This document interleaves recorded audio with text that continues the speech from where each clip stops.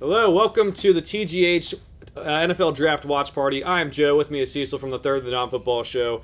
We decided to go more casual this year with our NFL draft coverage. It's been a long year, and we decided to take it a little bit easy. We also are turning up our nose at the NFL for possibly fixing the AFC Championship game against the Bengals. As you can see, we're both wearing Joe Burrow jerseys. We'll have maybe some guest appearances from some of our producers later. But first of all, Cecil, how are you doing? I'm doing really well. I'm trying to. Well, we got a Bryce Young pick, right? So congrats to us. Yes. I'm currently trying to bet on anything on the draft I possibly can. They all take their shit off as soon as it hit live. I'm a little upset. Like, we knew Bryce Young was be the number one pick, so I don't know what's causing Vegas to panic, but I will continue to try to bet as long as I can. I think my bank has already called me for trying to take out too many increments of money. So that's how I'm doing. Gotcha. All right. Yeah, I have some bets out there too. Over or under 4.5 quarterbacks taken, over 1.5 running backs in the first round for me.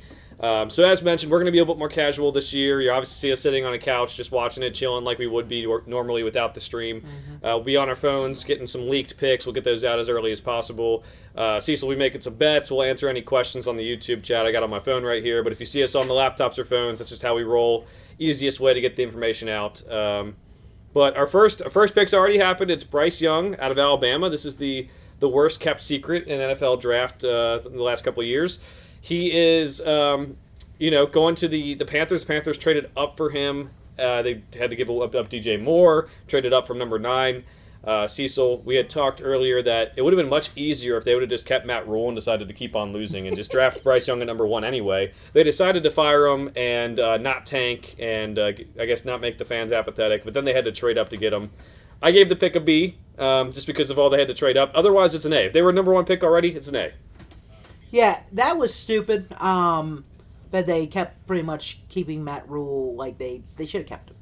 Right. Like, we all know that. I think it was a really steep price for them to pay to go from 9 to 1, especially in a very weak class. You know, the quarterback class is definitely weaker than usual. I mean, the overall class is a little weaker. So they paid a hefty price to move up to get Bryce Young, who I think is a good player. I think he would be one of the top quarterbacks taken in a lot of drafts. Now, number 1 in the last probably 2 years, I don't think so. But overall, he is a good player. He has really good field vision. You know, he's a playmaker. He has all the pedigree at Alabama, playing in a very tough SEC conference. I think the biggest real knock is his height. And, that is a big thing in the quarterback position. There's not that many quarterbacks, are 5'9", 5'10", that have succeeded in the NFL. But, I mean, if there's one that has the chance to do it, it's definitely him. He's shown that he's able to do it against top-tier competition. So, overall, I like C.J. Stroud a little better. But it's still a good pick. It's a B. You get your guy, the guy you want. You can build around him. It's just going to be a question of, you give up all that many picks. How are you going to really build a strong foundation around him? Because the Panthers clearly do not have that at this point. Right, I'm with you. I have Stroud as my number 1 quarterback, I think, 4 or 5 player overall. And Bryce Young's right behind him. There's not much separating these quarterbacks. The tape says Stroud's probably better, especially if you take a look at that Georgia game in the college football playoff. He just, there's things that like the S2 cognition test, which I'm sure we'll talk about later, which I do not care about, but other people do. Mm-hmm. And there's the fact that he uses legs a lot in the college level. He did against Georgia. He did against Northwestern when the weather was pretty terrible. So it's... I think Stroud's just better. The ball placement's great, but you're not missing anything with Bryce Young. He plays out of structure better. It's just one of those things where if you take an outlier in terms of size, height, weight, it usually doesn't work out. The outliers who do make it are pretty incredible, and that's something we're going to get to later with the corner in this draft, Emmanuel Forbes. Mm-hmm. He is a really far outlier in terms of height and weight, and we'll see if that affects him. So I think we can keep it the same. Yeah. Yes, so the Texans have taken C.J. Stroud out of Ohio State. They bluffed everyone, saying, we may take Tyree Wilson. Well, Tyree Wilson's not worth the second pick. And, we may wait till next year to take a quarterback. Well, guess what? If you get in the position to take a quarterback, you take him because guess what happened? You won the last game of the season, moved from pick 1 to 2, and now you didn't even get your first choice of quarterback. So you always go for it. I'm giving the pick an A. I love that they duped everyone, tried to get him out of sync. It's way better that way. Yeah, I like it. I think C.J. Stroud, just like for you, he's the number 1 quarterback in my big board. Houston needs to finally get a real quarterback. Davis Mills is not the answer. All the quarterbacks and random stopgap players they've tried to have through the years have not worked. It's time to get a true blue chip quarterback prospect that has all the measurables, played very well. At times he seemed limited in the Ohio State's offense because it's something that's coming out more and more. Some of these players is, they don't let them use their feet, go all out a lot in the regular season because they're afraid they are going to get hurt. Mm-hmm. And a lot of their offenses relied completely on them. So we saw in the college football playoff him kind of turn on to a level we hadn't really seen. I think C.J. Stroud can have a very good career, and I think the Texans have, a decent offensive line. They built it up. I think, maybe they try to get some weapons in this draft, and I think they could have a promising young core to finally start out with DeMeco Ryans as a first-time head coach. Right. The last couple of years, Cecil, we made the bet of Houston Texans having the worst record. I didn't do it this past year, but 2 years ago I did, and I'm not doing that anymore. They've incrementally improved. They play hard. They keep on firing coaches, which, maybe here, I don't know if that's the right thing to do or not, but I think you're right. They have C.J. Stroud now. They have Dameon Pierce at running back. They have pick number 12 coming in, maybe a wide receiver to help, maybe an edge rusher because they don't have anything left at that position. We'll see what happens. I love the pick for them. Love that, going for a win in the week 18 didn't really kill them in the end, so really good for them. And now I think the draft gets more interesting here because the Cardinals, two quarterbacks are off the board, the two that are the best in the class for pretty much everyone. Mm-hmm. The Cardinals have pick 3. They've been desperately trying to get people to trade up with them, but the asking price is high. And they have to find someone who loves Will Levis or Anthony Richardson. And the problem with those guys, they have better physical tools than both C.J. Stroud and Bryce Young. They just struggle with the whole being a quarterback thing. Yeah, they really do. If I was going to pick between the two, I'd pick Anthony Richardson because he has a higher athletic profile than Will Levis. Will Levis just... you look at the tape, you look at everything in UK. He doesn't show the leadership ability. Sure, he played UK. I know there's some UK fans here on the podcast, but it's still. Oh. Producer Ben's a big UK fan. So you Loves gotta watch yourself. I know, Hey, but I'm holding it back. Stop it. anyway, we know it was a limited offense this year, and Will Levis did not really thrive in it by any means. UK kind of suffered in some of the biggest moments. You look at the guy, he's a big arm quarterback to me that he's trying to be some kind of playboy, get all of his attention, and that's not what the quarterback is. That's not how you succeed in the NFL at this point. It's kind of the most business professional of all the positions. We see most of the guys that try to veer outside of that have not done so well in years. You look at Baker Mayfield, Johnny Manziel, guys like that. I try to showboat too much. It's about protecting the franchise, acting like a professional, and you're going to get paid a lot of money to do so. Plus, you got to make some accurate passes. And there's one thing Will Levis is not look great at. It's passing balls accurately in the intermediate field, which honestly I'd argue is more important in the NFL than being able to throw the ball 60 yards. I don't care if you can bomb it 60 yards if you can't throw a 20-yard out route. It doesn't matter to me. I wouldn't draft you. He looks like a bottom of the first round kind of pick to me, where I take that chance, lock in that 5th-year option, and have a quarterback I could develop. I wouldn't take him in the top 10, though. Yeah, I wouldn't either. I have him ranked as a second-round grade. I have Richardson ranked as a second-round grade, but both of them have similar issues in terms of the accuracy and decision-making. Richardson just has the athletic upside that Levis does not. Levis is still athletic, but just not that type of athlete that Richardson is, which is historic for the quarterback position, especially at his size and weight. So we'll see if the Cardinals get a trade done. They got 3 minutes left on the clock here, and we'll see if they get a trade done. If not, I think it's kind of a failure. They could take a player here, and that's fine. But they're a pretty bad roster, especially considering Kyler Murray's not going to be back to start next year. Cecil, about the 4 quarterbacks, too, I saw someone comp them to Pokemon, and Anthony Richardson was Machop, whatever the one. Machoke, Machamp, or Machop. One of those guys. Machop, it goes, let's go to our in-house Pokemon advisor, Rob. It's Machop, Machoke, Machamp. This guy doesn't miss. I don't miss. There you go. There you go. Get the Pokemon Blue out tonight after the draft and that's see right. what happens. And then he really didn't like Will Levis because he made him the little fish that just flops around, the Magikarp, is that what it's called? Yep. Yeah, he just makes a little fit. I was like, that's a little offensive. Like, it's kind of funny, but it's a little offensive. It is. Do you think he would have been the same if he would have gone to Louisville? What? Oh, he'd be worse. It'd be way better.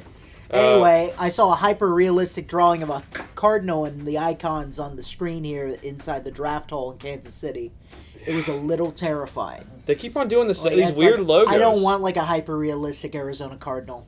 That's creepy to me. Also, I don't like they started putting that other logo. I'd be kind of frightened because it's creepy looking, but not because I couldn't beat it up. Well, You know. have you ever seen the birds? Getting the movie reference. Yeah, already, but how many Cardinals? I mean, all right. Here's a question: how many Cardinals could you take in a fight? Like, let's say you're in a basement. Like, they're not coming from the sky and they can fly back up. Like, let's say we're in this enclosure that we're in right now. Yeah, How many Cardinals could you fight? just bare hands, no weapons. No weapons, just you versus the Cardinals. I'd say the over/under is like 15.5. I think that's fair. I think that's a good amount of Cardinals. Yeah. I mean, you gotta. I mean, if you can just get a couple down early, you've got it. But I mean, if you just let them start wearing you down, If you tell me that is like one of my least favorite teams. If you tell me it's a St. Louis Cardinal or a Louisville Cardinal, I could take like 50 of them. that's true. No problem. I could just bury those MFers. Trying So, to think, what's the most dangerous NFL bird? I mean the eagle. Are we assuming it's Yeah. a bald eagle? It's very strong. I'm assuming it looks like it's a bald. I mean, if it's any of the eagle birds, I mean, I'm not a I think the ornithologist. Texans traded. I think it's the Texans. No way. The Cardinals have traded to the Texans, No. according to Tom Pelissero. Whoa. Wow. And we could see the Texans come out with 2 of the top 5 best players in the draft. Has this ever happened? Has there ever been 2 and 3 go back I'm to back like this? Pretty sure there has been, but I do not remember when this has happened. Texans using all those picks from the Deshaun Watson trade, presumably, to get this deal done. But I like it. You need. I'm assuming they're going Will Anderson here. You need edge rushers. I'm looking for the, I guess the what's it called the leak here. But you get the edge rusher. You don't have an edge rusher on the roster. You already have C.J. Stroud. Dameon Pierce is good. You just re-signed Laramie Tunsil. That's why I kind of thought they would take quarterback the entire time because. Why would you re-sign- commit all that yeah. money to a premier left tackle? Sure. So yeah, I think it's going to be Will Anderson here. Yeah, it's. I mean, it's got to be one of the edge rushers. I mean, it's not going to be Paris Johnson. They already shored up with keeping Larry Tunsil, so there's no reason there. Mm-hmm. A corner, I think trading up for a corner to 3 would be a complete waste of draft capital. Especially, I mean, I like Witherspoon, I like Gonzalez, but I don't think they're top tier compared to some other I don't think they're can't miss prospects. I think it's got to be an edge rusher. I mean, I think it should be Will Anderson as well. Some people love Tyree Wilson, though. Right. I mean, I think it could be either one. I think for sure it's definitely an edge rusher at this point. Unless they somehow do something absolutely crazy and do Jackson Smith and Jigba or something. But C.J. Stroud said, "Only draft me if you're going to draft my teammate too." which would also be the craziest thing I think I would ever see is someone to move up, draft second and third overall, and draft a QB wide receiver combo. That's definitely a first. What if it's Paris Johnson? They could do a couple team. Paris Johnson Jr. I mean, they have Laramie Tunsil, but they could use more offensive line. I guess. Yeah, I feel like it's got to be an edge rusher because there's no point in them trading up to 3 otherwise. Right. Goodell's about to announce the pick. I'm looking for leaks as we sit here again. Pretty casual with our draft coverage right now. Chick Shefty, he has the trade details. It's going to be pick 12, 33, and a 2024 first-round pick, a 2024 third-round pick. For Cardinals, pick 3. Cardinals trade pick 3 and pick 105. It is Will Anderson. All right, I'm on board. I love this pick for the Texans. I love the draft so far. Use those extra picks. You get 2 blue-chip players from this class. I think if you go to top 5 prospects here, Will Anderson was the best player in college football over the last 2 years. Him and Jalen Carter, if you really want to argue Carter, I won't argue with you. Even more so than the quarterbacks. Dominating guy, good character. All rave reports about that.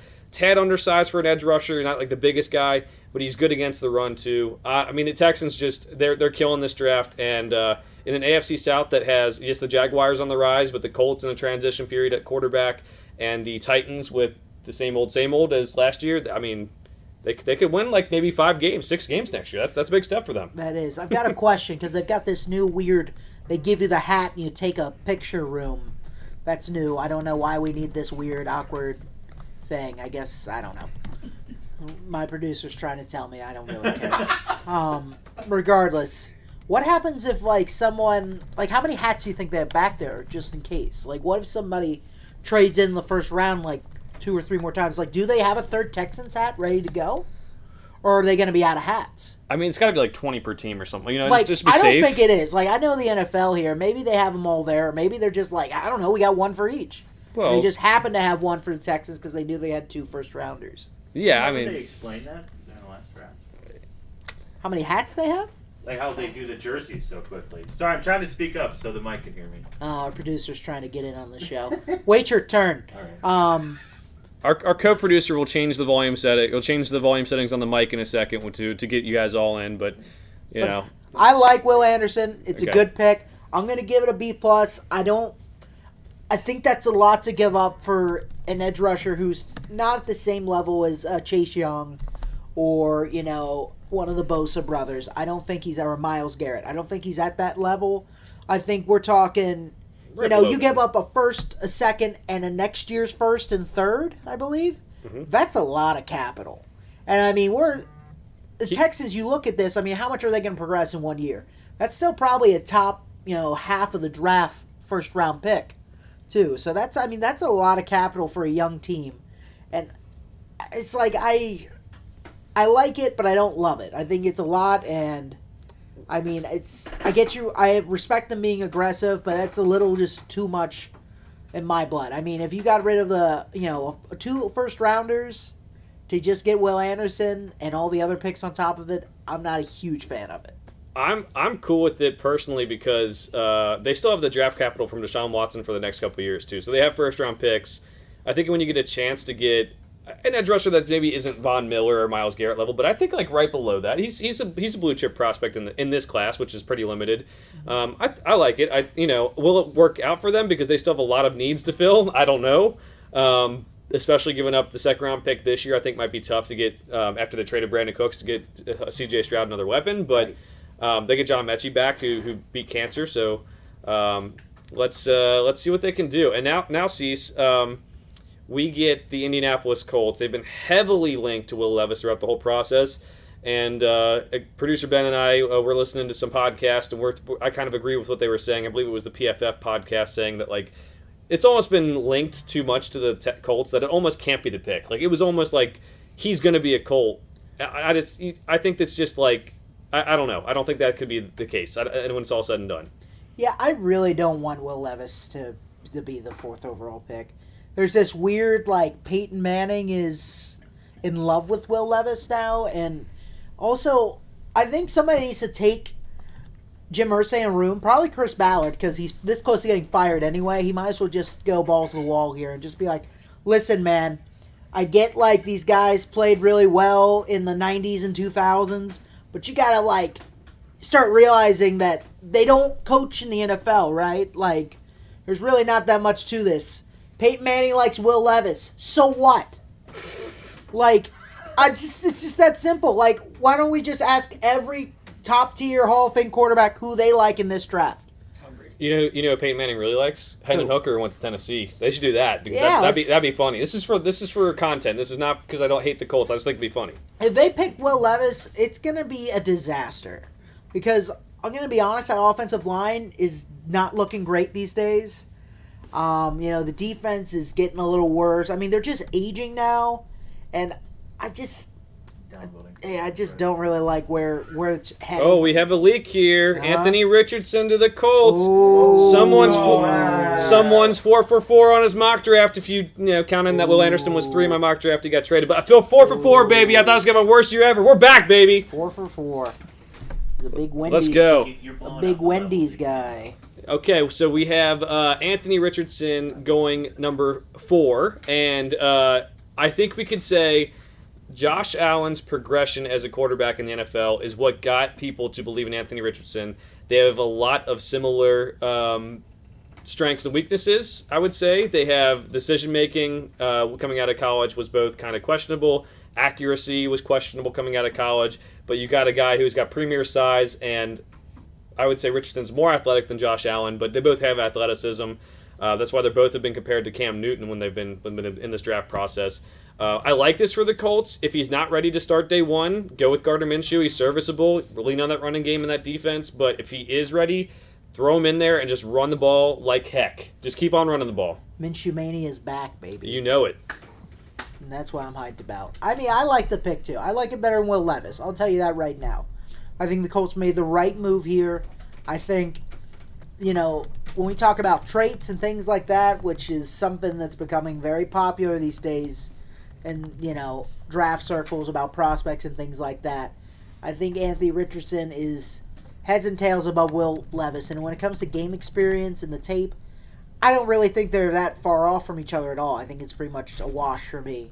So take the guy with the upside of a Cam Newton, of some kind of athletic freak. That honestly, that's the closest comparison. I don't even think that's really fair because Anthony Richardson, I think, is that much more athletic than even Cam Newton was. So maybe they change the offense up a little bit. I mean, they've got a very strong, offensive lineman that if they get another piece, maybe a tackle, I think they can start rolling again, especially with Quentin Nelson if he gets back from these nagging injuries. They have a good team. They got Jonathan Taylor. I mean, this could be a power sort of run team, a team that, uses Anthony Richardson's legs and that big arm. And I see a pathway to success way more with him than I ever did with Will Levis. So overall, they stand pat. They don't do anything. I'm going to give it an A. I'm going B because I still think he's a developmental prospect in their division. And they have a team that's almost built to win. A lot of their guys are older. Darius Leonard's been in the league a couple of years. Quentin Nelson's been there for a couple of years. They did trade Stephon Gilmore, so maybe this is a soft rebuild. But I don't think Chris Ballard has that luxury. He's probably going to be fired. I don't know why he would make... You know what I mean? Like, he's going to be fired if he doesn't get this right. So I'd give it a B just because I do think he's a second-round player. But the upside is clear here. Everyone hates when you talk about upside potential, but when you see Josh Allen work out those same mechanical issues, the same accuracy issues, the same decision-making issues, and Richardson's more athletically talented, I mean, I think you have to take your chance. So it's a B, not an A, but not a C.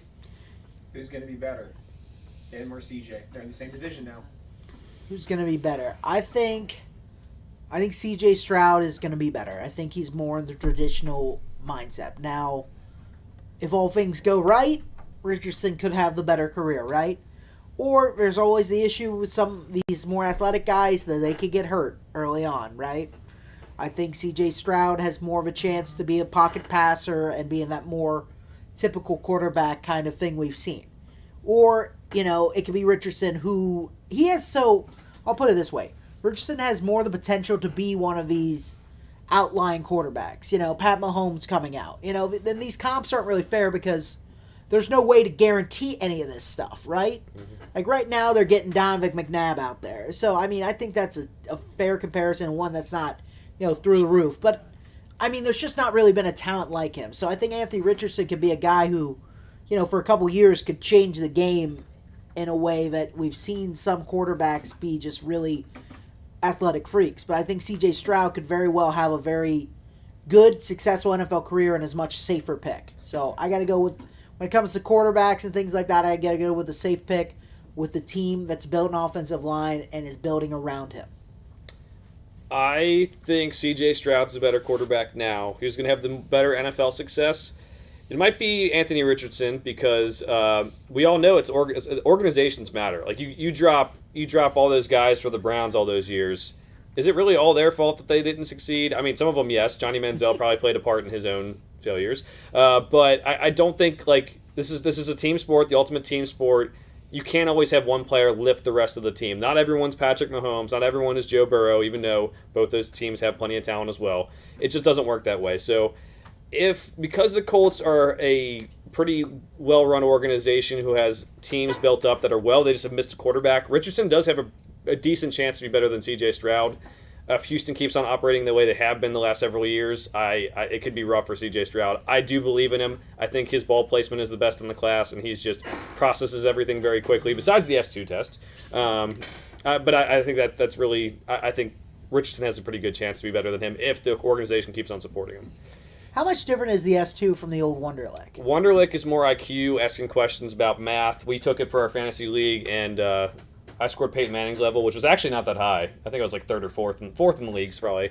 And S2 is they put things on a screen to text your reaction time, and you have to press buttons and stuff. So I don't really care about it either. I'm being honest. I just like to see the guys play football. I like tape, but So kind of like the thing you do at the DMV where you try to do letters and then they flash lights on the side. Is basically that. right. So they go to their local DMVs. You know what? You know what'd kill an S2 test? Kyler Murray.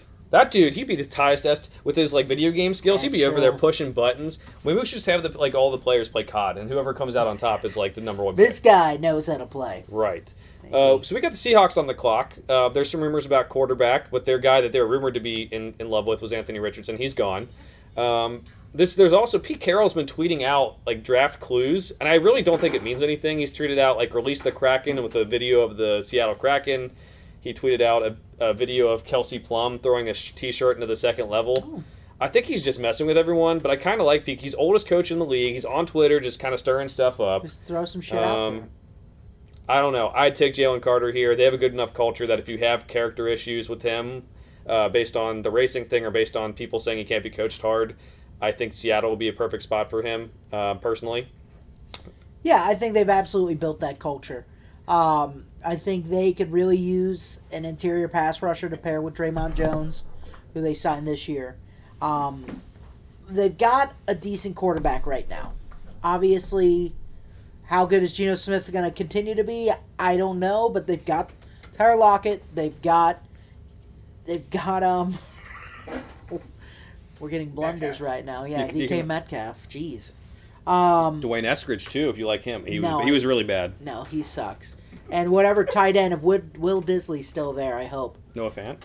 Noah Fant is there. Yeah, he's alive. They barely use it. I mean, I think they use Will Disley still more than Noah Fant, even though they traded for him. So, the pick is in, though. We have a pick. Yeah, Seahawks are making the pick. That was something they were rumored to be trading. We have a couple comments I'll read off here live. Michael Termini. I'm going to ask producer Rob if I said that right because, he knows them better than I do.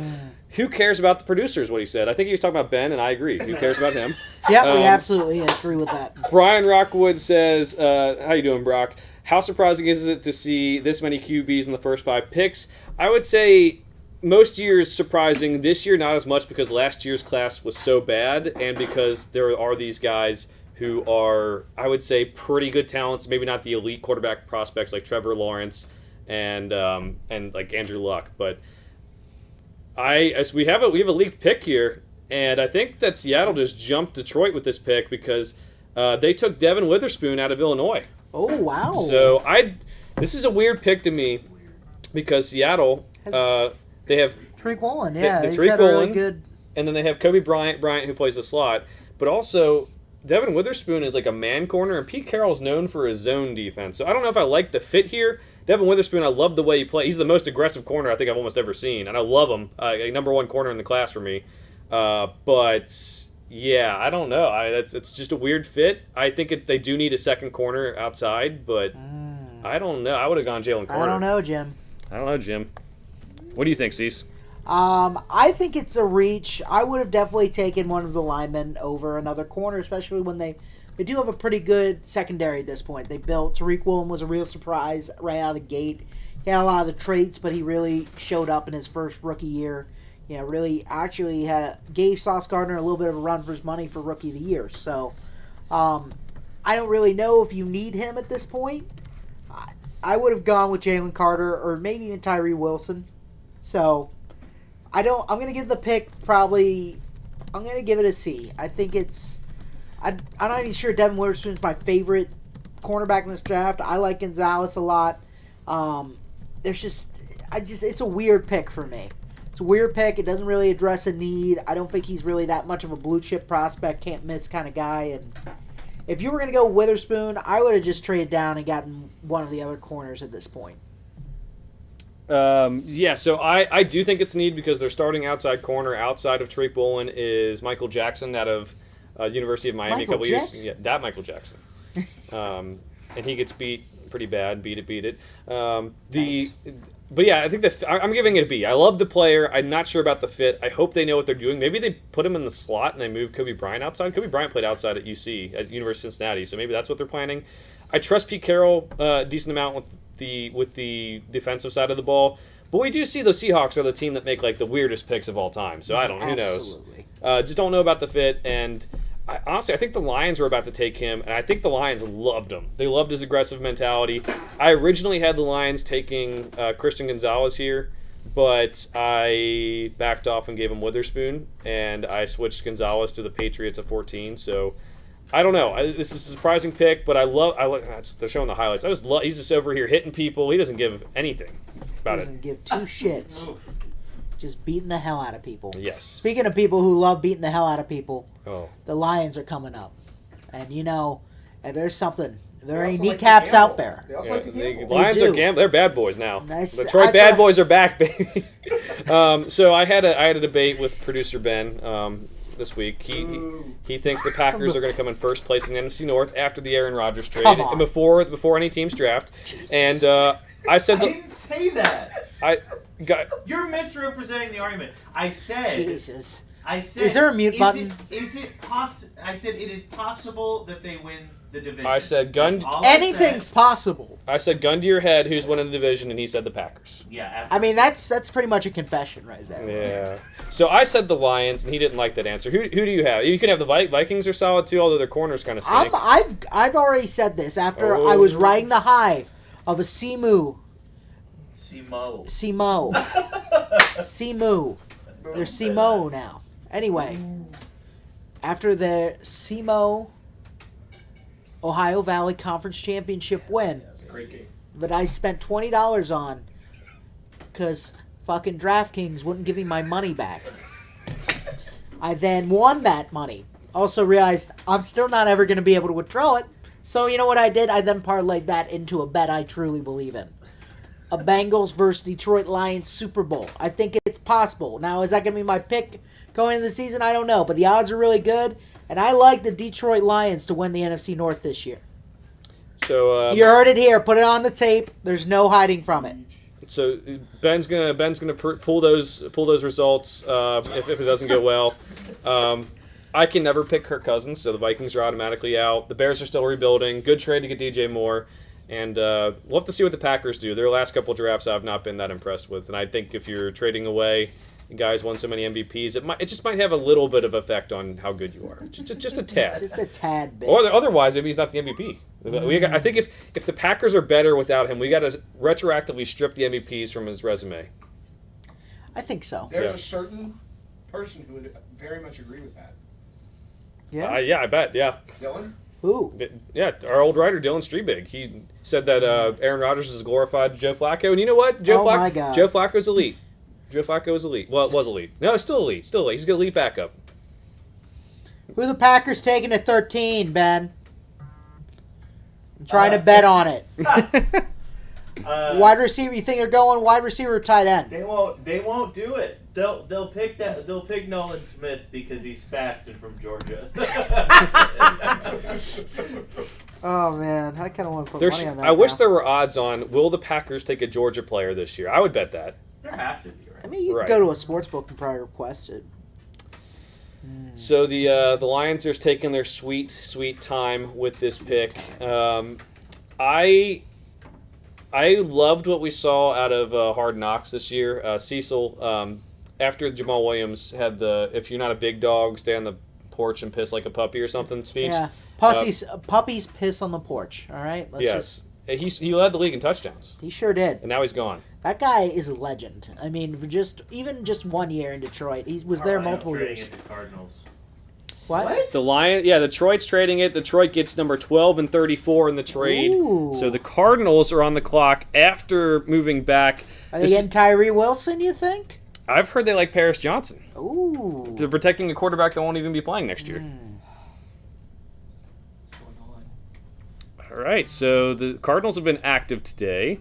In news about the Cardinals, their former GM Steve Keim has said that draft day is an accurate move. You have to push back on that. We talked about that at the Game House set up earlier, and it's not you don't trade up the number 1 overall for a pass rushing middle linebacker, which is a position that really doesn't exist. And you also don't trade all that many picks and then trade back up. And the one thing I will say, it would be a red flag if your friends didn't come to your birthday party. I mean, It would be. It'd be kind of messed up. yeah, I don't know. I think man, So What do wow. you think about Russell then? What do you think about Russell? His teammates didn't come to his birthday party. You remember that story last year? Where's the mute button? Oh yeah, Russell Wilson. Yeah. I think Ciara wouldn't let the other teammates come. Is it Sierra? Ciara. Tiara? Producer Ben needs to correct us on. He's the pop culture dude. Yeah. Sierra. I mean, I know pop culture from 30 years ago, but That is from 30 She's years about ago. 30 years ago. no. I'm not going to prison. Anyway. All right, so the Cardinals trade down. They trade back up. They are pulling a draft day. I mean, They they're are. up and back, up and back. Paris And Johnson.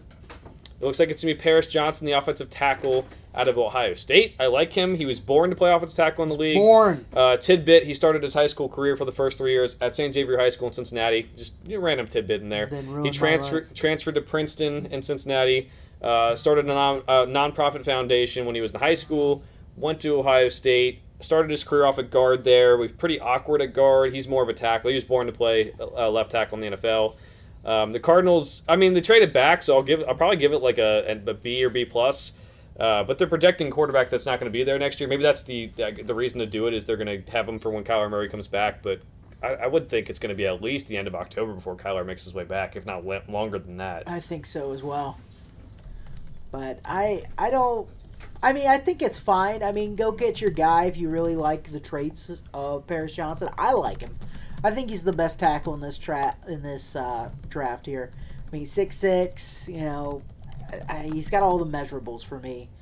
Played well at Ohio State. I mean, they got multiple picks. You might as well trade back up. If you didn't like any of the edge rushers at 3, I mean, honestly, some people thought they could draft Paris Johnson at 3, and it wouldn't have been a bad pick. So now you get your guy, you get some draft capital, and you draft him at 6. So I'm all for him getting the pick an A+. Yeah, I went B plus. I would have loved to see them just stay at 3 and take Will Anderson, but I guess they get the draft capital. That plays into it too. I think he's really good. There's that creepy looking Cardinal again. I mean, that's the worst part of the trade. Oh. Jesus. Are you scared? Am I scared? Yeah, the Cardinal. No, I'm not scared of it. It's just weird. It's ugly. Disturbing.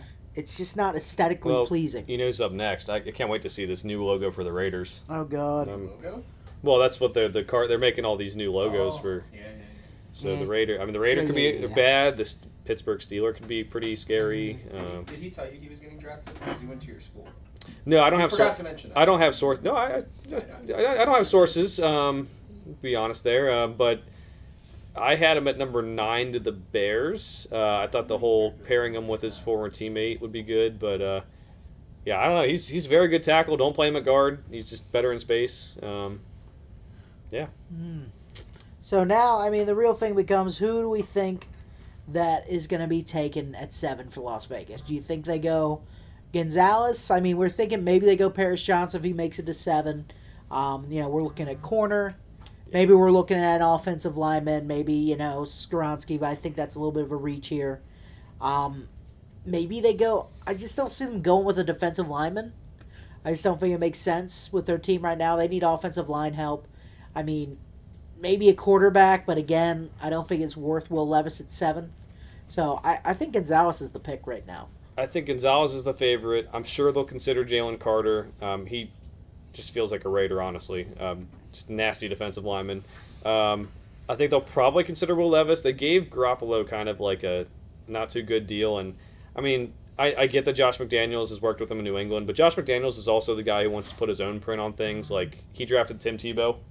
Yes. So I could see him doing that, and I wouldn't hate it. I wouldn't hate Levis to Las Vegas.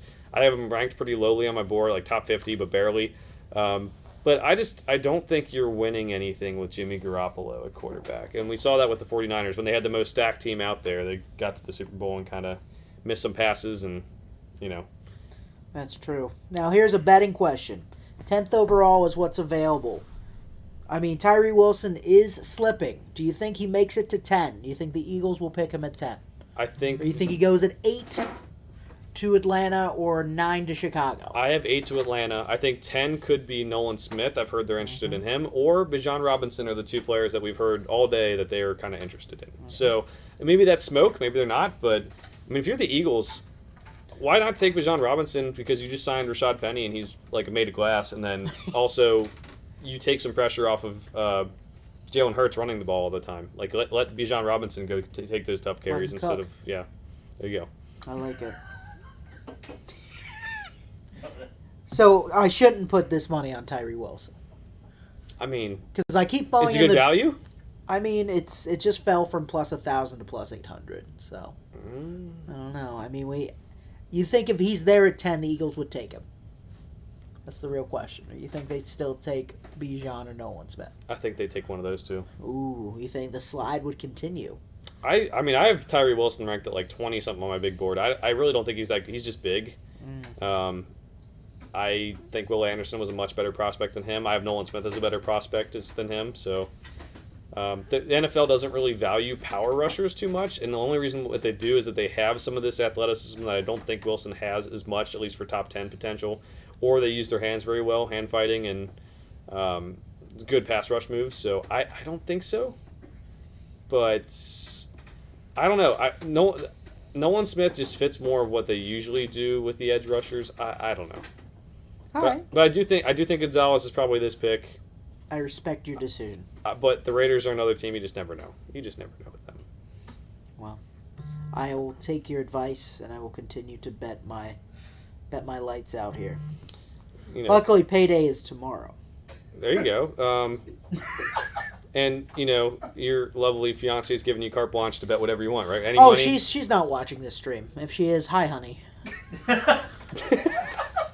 Anyway, Do you have a message for her?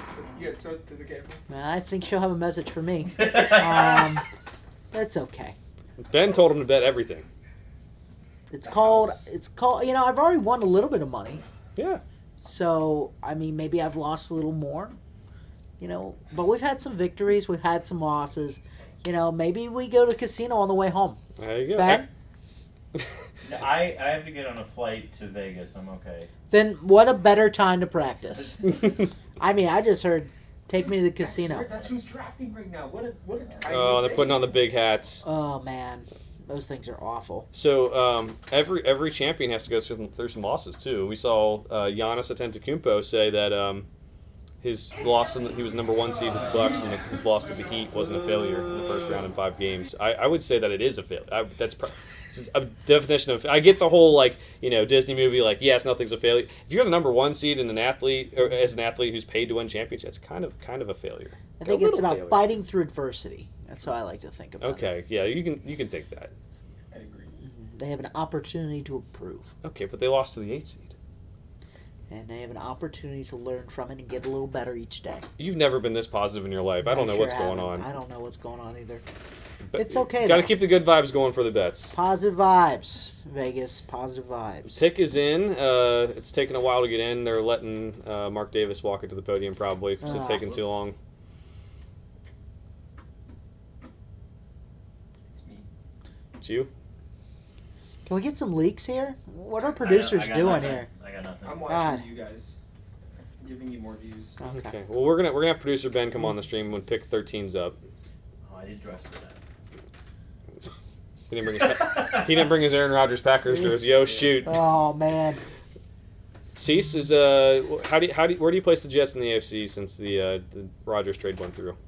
I would place them probably right at that like 7th seed wild card. Why do you have your hand raised? I was saying 5. Oh, okay. I thought you were about to like have me answer to you like it's a schoolroom. I can't. Do that. Please don't. It's Tyree Wilson.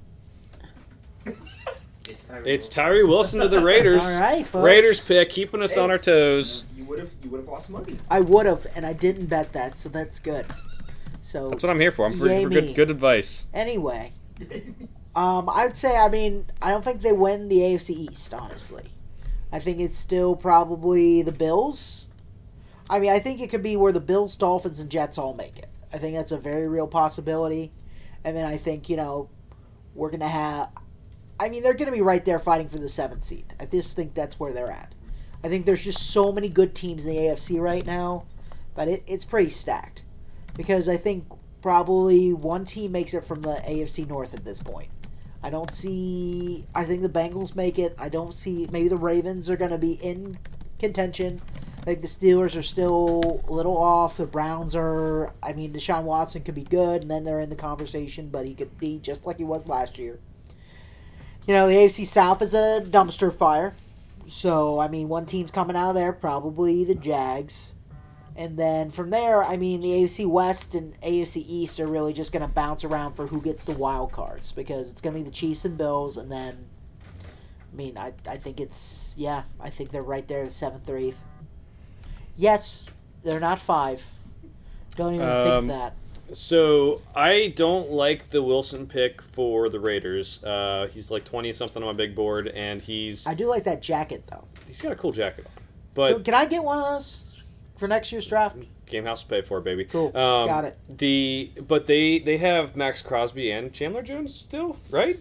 Yeah. So I guess maybe cut Chandler Jones. You don't have corners. That's how the Raiders do it. Maybe it's because they always miss on corners in the first round. Maybe that's why. But offensive lineman would have been also nice. Reach for corners in the first round. Yeah, remember Damon Arnett? Wow. Yeah. He hasn't worked out. Big. But yeah, I'm giving this one a C. I don't love the fit. The value, I guess, is kind of there based on what we were told he would go, where we were told he would go. But I don't know. I don't know about this one. I don't know. Yeah, I'm gonna give it a. I'm gonna probably give it a C. I mean, you're right. What need does this address on their team? None. Sure, they cut Chandler Jones, but like, what does that do? You basically traded Chandler Jones, who's a above average edge in the NFL at this point in his career, for a guy who could basically be Chandler Jones. That wouldn't really make any sense. I mean, if the Raiders are ever trying to get a little better, like, I think Tyree is going to be this next generational prospect of any kind. I mean, I think he's just a big-bodied guy who I think will be a good player in the NFL, but he's not going to be this elite talent where they go, oh, the Raiders are great, they're unstoppable. They have Tyree Wilson. Yeah. I mean, it's Max Crosby's defensive line. They need a corner. They need some offensive linemen. Hell, they need playmakers. They didn't really go for any of those. So they just did more defensive linemen. And maybe, if you take Jalen Carter even, at least that's an interior defensive lineman who is a blue chip prospect with some character concerns. So I don't know if Vegas is the best place for him. But overall, I think this is a prospect that was supposed to go in this range, maybe even higher. But the problem is it addresses no need at all. And for a team that's rebuilding like this, you got to fill some hole. Do they try to move? I guess he could try to move him the interior. Oh wow, that was a good one. The interior defensive Good line bear stinks. Let me just move him interior. I mean, he's 275 pounds. He's not that far away from being like a small interior defensive lineman. So maybe that's a move. I don't know. I don't like the pick either.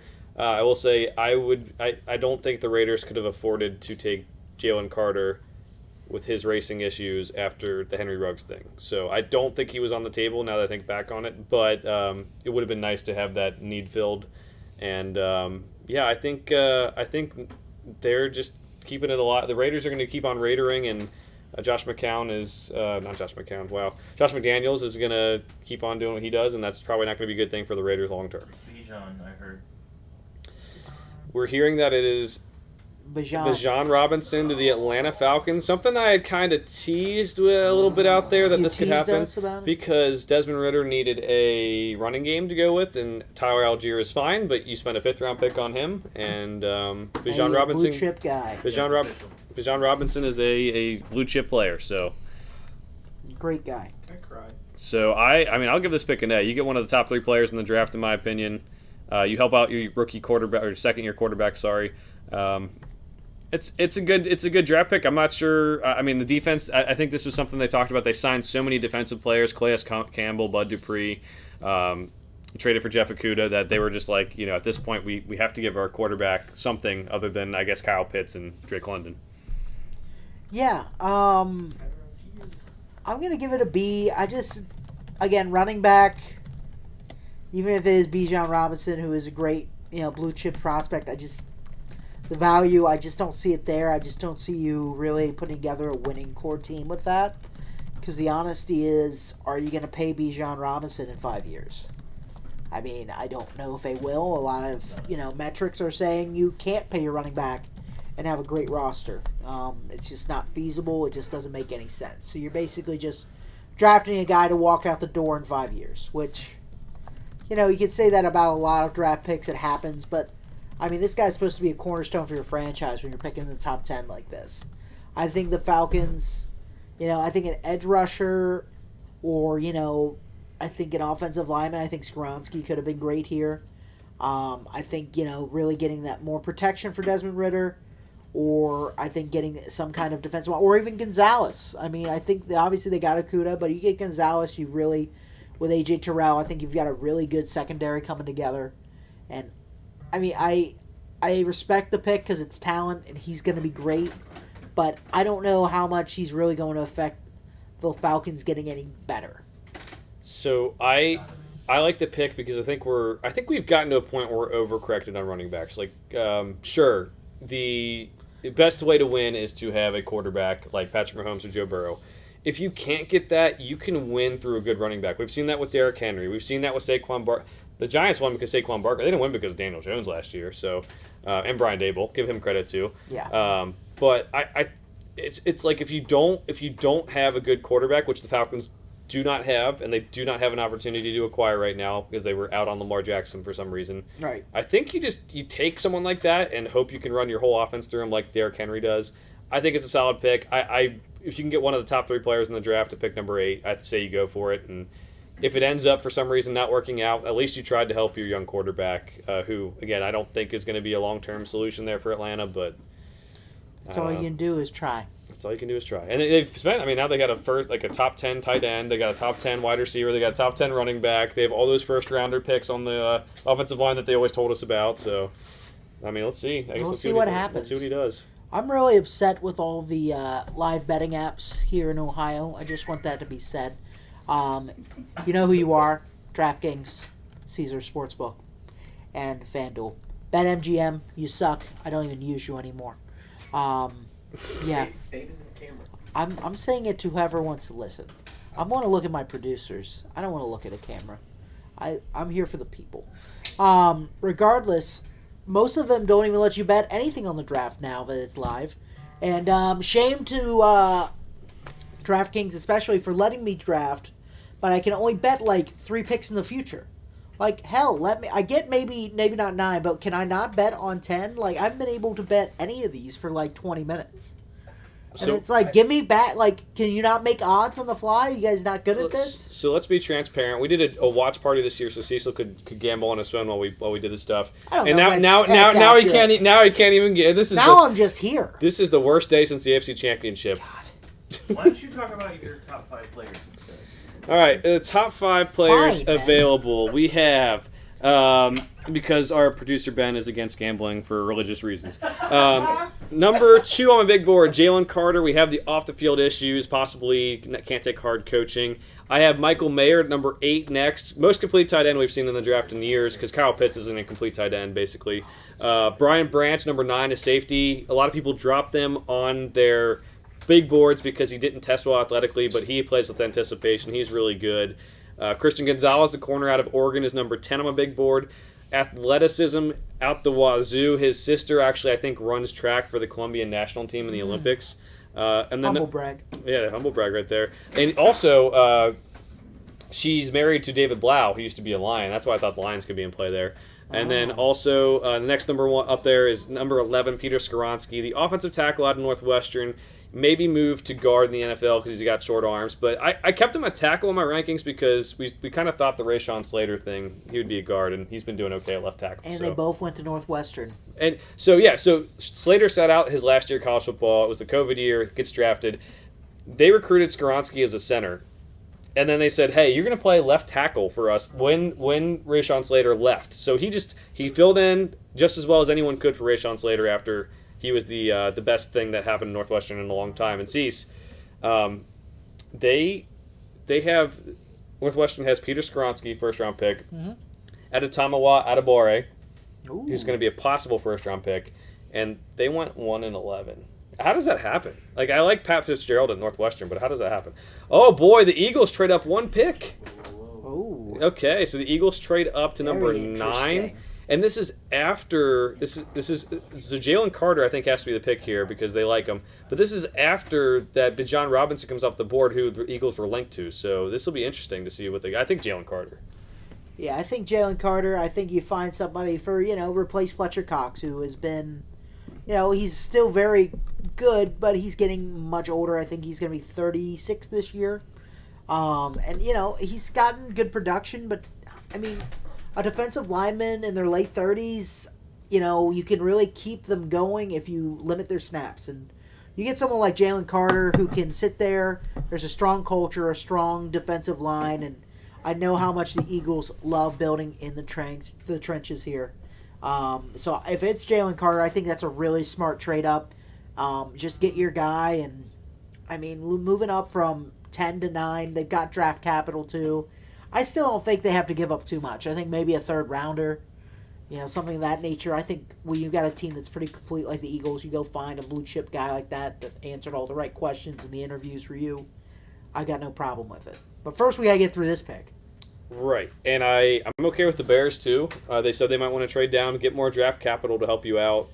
I would have liked them to get a good person like Jalen Carter, but if their background check says don't take him because of the off-field stuff or the coaching thing, that's fine. Keep on moving down, get the draft capital for Justin Fields because he showed some pretty real flashes at the end of last year. You think it's going to be a tackle at 10 for the Bears?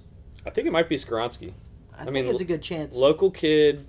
I don't know. I think Paris Johnson probably would have been a pick if he was still there, but Right. just unexpected. But I think Skoronski would be the pick if it were me. And then, honestly, it works out well because if for some reason you like your tackles, you can move Skoronski inside.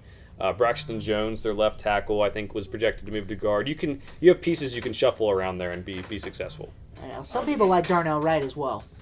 If they did trade a third, fourth, or fifth, they have about 3 or 4 compensation picks next year that are all in that range. So it's essentially cost them nothing, is what I'm saying. There you go. Good to know. Thanks, producer Ben. Well, So pick is in for the Eagles. They had the trade. Where does Gibbs go now that Robinson was taken so early? I think Gibbs goes exactly where he was going to go before. I don't think this really changes where Gibbs was going to go because most people had mocked Bijan to go within the top 10 at this point. If not to the Falcons, a lot of people have him to the Eagles. I just don't see him going that late into the draft. So I think Gibbs is still very much in play for anybody outside the top 20. I think I have him mocked to the Bills. I think if he's there and the Bills don't take him, they're a bunch of dum-dums. Didn't they just pick Cook? Yes, but they overdrafted him by about 2 rounds, and they also didn't really use him this year. Thing you gotta learn if you're a GM of a team, you can't just keep doubling down on your mistake. Sometimes it's better to just go, this guy ain't it, and just to start from scratch instead of giving him 2-3 years and letting it hold back your team. Just like the quarterbacks now. I mean, you look at this from a league perspective. We used to give quarterbacks, 3-4 years sometimes. Now, I mean, new GM gets in place within 2 years, you're done. I mean, you don't even get to your 5th-year option most of the time. So, we'll see. Bijan. Here's a question. When was the last Texas player to go within the top 10? Oh boy, Texas is back, baby. I know, right? I'm like, he is the first Texas player that's gone this high in a while. Vince Young. Vince Young went to second overall. That was 2008? Yeah, 2007? one of the defensive backs, Cedric Griffin, maybe. Was he 8th or Oh, something? when did Earl Thomas go? Earl Thomas Earl was... Thomas. Was 2010? he 9th? Was he 6th or 9th? He was top 10. Next year, 4th. So the Eagles get number 9. All they had to give up was number 10, and next year's 4th-round pick. I'll take that in a heartbeat. As producer Ben said, they have plenty of comp picks, so this does not matter. You'd like to keep that draft capital if you're a team that maybe is trying to build, but the Eagles, you have an NFL, like a Super Bowl winning roster almost, right? Already. Yes, you came short in the Super Bowl, but just go get your guy. If it's Jalen Carter, go put him next to a guy you played in college with Jordan Davis and just wreak havoc just like they did in the SEC. Yeah, Malcolm absolutely. Brown in 2015. Malcolm Brown went top 10? Oh, top 10. Sorry, that was the first one. Okay. First round, okay. We're not... Okay. Which still, that's a surprising stat. That's the last Texas player to go first round, 2015. That is a little surprising. This is saying Vince Young. Got it. Wow, I guess Earl Thomas went like 11th. He went early in the first Ryan Arakpo round. went 13. Yeah, that makes Yep, sense. Earl Arakpo. Thomas went 14, which you said. Earl Thomas went 14. Yep. Yep. Yeah. Wow, All right. Vince Young. That's crazy that it's been that long since a Texas player's gone top 10. But then again, All it's been that right. long since Texas' program has been relevant. Jalen Carter, defensive lineman out of Georgia. This is a scary defensive line. Mm-hmm. They set the record for top 3 in sacks the whole year last year, and all they do is go add the most dominant interior defensive lineman we've seen in the last couple of years in the NFL draft. So this will be fun for NFC teams. Yeah, A+. Eagles are definitely, hey, make your strength as strong as possible, right? It's not always, they don't have a lot of glaring weaknesses. And like we said, they love the trenches. Offensive line, defensive line. That's how they feel like they win games. And, that's how they won games the last time they won a Super Bowl. Last year how they made it to the Super Bowl was because, they've got dogs on both sides. That's just how simple it is. They've got some good players, in the secondary for the Eagles. They've got some great skill players on offense as well. But ultimately, these guys set the tempo on both sides of the ball. And it absolutely is shown. And now you got Jalen Carter, who is going to probably split time with all those guys. And, that's one of the keys of the defensive line is the rotation they've been able to put in. They can do almost an entire line shift like it's hockey with the amount of good guys they have that can rush the passer. So we're hearing at pick number 10 for the Chicago Bears, they're going to go Darnell Wright, the offensive tackle out of Tennessee. This is a pretty big reach for me. I have him as a second-round prospect, but you traded down, so you get a little bit of leeway there.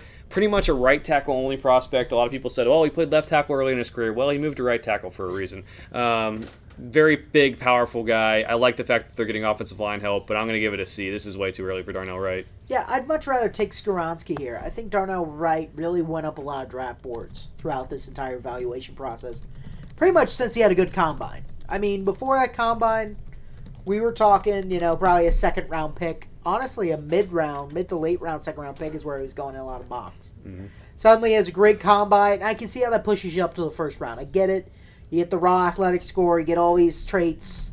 Everybody loves you. But the reality is, Darnell Wright was a right tackle at Tennessee. He did not play left tackle. He doesn't have that flexibility to be that cornerstone guy like that. The other big thing that's been brought up by some is he's a great pass blocker, but his run blocking stinks. And that's a weird thing, and that's going to be interesting for a Bears team that has a lot of run-first concepts, that has someone that is, like Justin Fields, who is a running quarterback. So, again, I think Skoronski would have been a great pick. I think that would have been you trade down, you get a guy who really should go top 10.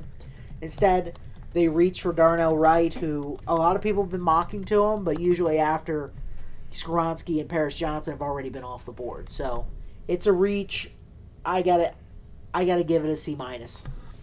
Yeah, again, a little bit of credit for trading down, but I had him 32 on my big board, second round grade. Obviously you don't have 31 or 32 first round grades every class. It's a little bit less than that. I'm pretty generous with first round grades. I'm not like an NFL GM who's like, we only have 4 first round grades this year. That's just stupid. But it's second round grade. I think end of the first round I would have been happy. Even like mid to late first round I've been happy with Darnell Wright. But I don't know if this was necessarily the right pick for the Bears. Cool to get the offensive line, but I don't know. I had the Bengals early on, after he first did well in combine. I think he'd be a great end of the first round pick. I think for a team who wants to shore up the right tackle position as a right tackle only prospect that is going to be a good pass protector. I think he's great for one of those, back end of the first round types that really kind of just. You got a hole, and you're there, got a prospect who kind of perfectly fills that. That's what some of these guys are looking at the end of the first round. Now, he's just not a cornerstone guy. When you're picking this high up, you got to go cornerstone guys that address an area of need. Because you should have multiple holes, and you can't address them all. Let's be honest. You're not going to be addressing them all probably in one draft a lot of times. So, you got to go draft someone in a very high rating in a position of need. You cannot reach and fill a need. It'd be better to get best player available than to reach for a need. That's how everyone sees it these days. That's how a lot of people who've looked at teams that have built successfully through the draft. It'd be better for you to just go best player available every time than do this, which is exactly what the Bears just did. And the saddest thing is they did it with there being a better prospect on the board that was a clear-cut better prospect. It wasn't really even that close. So, not a good pick. The Bears have a real opportunity with this draft to get back in the conversation of being competitive in the NFC North since they already have their guy at quarterback, and that's the hardest part. But they got a defense they need to rebuild. They spent a lot of money. But the reality still is the offensive line's been in shambles. They need some, secondary help, and they need help all over besides basically who is playing quarterback. So you're right. I think the only position you really reach on is quarterbacks. And if you get a chance to get a quarterback, sometimes you reach. Like Anthony Richardson's not the fourth best player in this class right now. Maybe he turns into that, but that's the only thing you do. Otherwise, you stay within your range. If you don't want to take best player available because you got a guy somewhat close, then take someone who's kind of close to it at least. Jesus. Mm-hmm. So the Bears have to get their pick in. Cecil, I'm just bringing this up because we have time to fill when it's more of a laid-back atmosphere, but I saw that they were showing Jalen Carter's Georgia highlights. Uga has retired. They're getting a new Uga, and I think Georgia's reign's over now. He's the most successful Uga of all time. 2 championships, and now he's just going to retire on us? Yeah, there's something to going out on top, though, right? True. That's the story of every Uga ever. Every Uga wanted to retire after a national championship, right? Yeah, I guess, yeah. Yeah, right. He is 2. Walk off into the sunset. Trot. Whatever. Either way.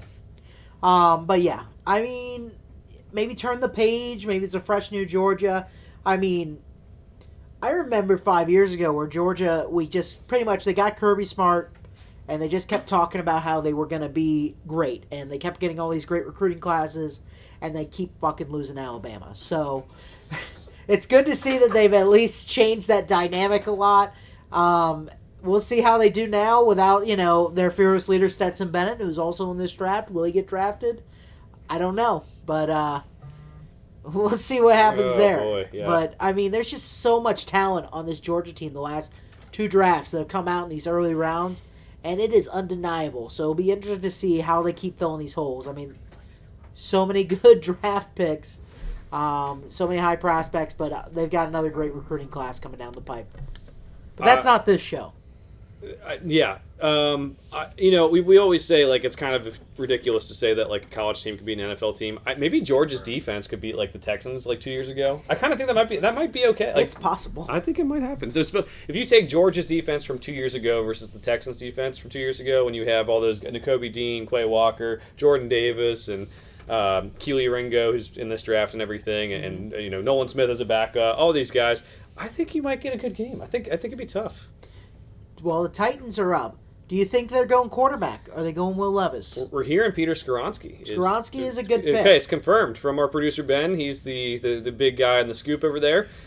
He's Peter Skoronski. I had a feeling the Titans were going to let Mike Vrabel go offensive line. They've kind of ignored it for a while, and the running game suffered. Derrick Henry wasn't as efficient as before. And you get Skoronski again, so you can move him across the offensive line and put him up wherever you want. Guard. I think he can play center because he formerly played that in high school. Center, guard, tackle. I don't really care, but they knew they needed to get better on the offensive line. Darnell Wright just went off the board, which doesn't really affect them other than just another tackle's gone. So just go take Skoronski. I love it. Yeah, and they cut Taylor Lewan after, his injury-plagued couple seasons, which was their left tackle for a long time there. So, they need to find a guy who maybe can fill that spot over some time. And overall, like you said, just fill some hole on the offensive line. Derrick Henry is still there despite trade talks all off-season long. I think the Titans have a formula for success they haven't shied away from. Ryan Tannehill is still there. Maybe they have a better year. He gets a little healthier this year, and maybe they have a better year like they did, 2-3 years ago. The AFC South is still pretty wide open. Jacksonville is better. Another year of Trevor Lawrence, but they are by and far not unbeatable. The Titans basically lost a playing game to them. So they could very well be there. They get Derrick Henry going all season long, and they stop being afraid of using him, and just they go, we're committed to it. I think they can still have a very successful season. So I like the pick. I'm going to give it an A. I give it an A as well. I think this signifies everyone was talking like, oh, maybe they'll trade Derrick Henry, maybe they'll draft a quarterback. Sure. As you mentioned, this signifies that they still want to win now. I think because they could have easily traded Derrick Henry by now, gotten picks. They could have easily drafted a quarterback here with Will Levis, which Right. Again, the farther we get down the board, the better the pick is. Not that it was a good pick at like 4 or 5, but getting him as a possible replacement for Ryan Tannehill after next year, I wouldn't hate that. So, Right. Skoronski's good pick, good player, versatile. I think Vrabel just wants to get that offensive line better so they can run the football and play defense. It'll be tough in that AFC South with the Jaguars coming on, but if you have Derrick Henry, I think you have a chance. Oh, yeah. You always have a chance with Derrick Henry. Is Ryan Tannehill now the worst quarterback in the AFC? The In the AFC. entire AFC conference? Go through all the teams I just did in my head. The only one that's Kenny there Pickett. as well is Garoppolo. Kenny Pickett? And Kenny. I think Pickett's better, probably. Anthony Richardson. So I'm asking, like, even with these 2 new guys getting drafted, do you think? I think Richardson, again, I would take right now, if I had to make a team win games, I'd take Tannehill over Richardson this year. I would take Ryan Tannehill. Trying to just go through everyone in my head real quick. Well, that's what I did. I mean, because it's not better than anybody in the AFC East. I would take him over Kenny Pickett too. You would take him over Kenny Pickett? Yep. Okay, so that's one. Nobody in the AFC. Garoppolo is the other one in the West, because otherwise you got... Russell Wilson.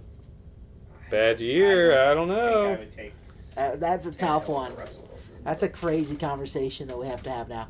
Honestly, I might take him over Mac Jones. Really? Yeah. Yeah, I'd take. What has Mac Jones done? Mac Jones stinks. I'm a Zip It Zappy. We're Zappy fans over We're here. Zappy fans. Now I'd take Zappy over Tannehill. I'd take There we Zappy. go. Zappy's number 1 quarterback we in the go. league, baby. Zap You attack. throw for like 7,000 yards in a year at Western Kentucky, you can do anything. But my point is, though, is that, like, Tannehill's better than probably at least 6 in the NFC. Right, but there's a power. You're right. There's a power balance in the AFC versus NFC, and I don't know. I think. I think we should refocus on Bailey Zappi here. Yes, absolutely. Sorry, Yeah, Do go you ahead. think that the Boston and the South Side of Boston have embraced him as one of their own? The South Side of Boston? You think they've embraced him? Do you think he's bought a home there? Like, what do you think Bailey Zappi does? You want to call him? Yeah, let's give him a call. I think so, but I think it's more so about their hatred of Mac Jones. They've like- really bonded about that. He's like, you hate Mac Jones? He's like, I do too. Yeah, this guy starts over me. He never threw for 7,000 yards. That guy's ankle didn't even hurt in that game.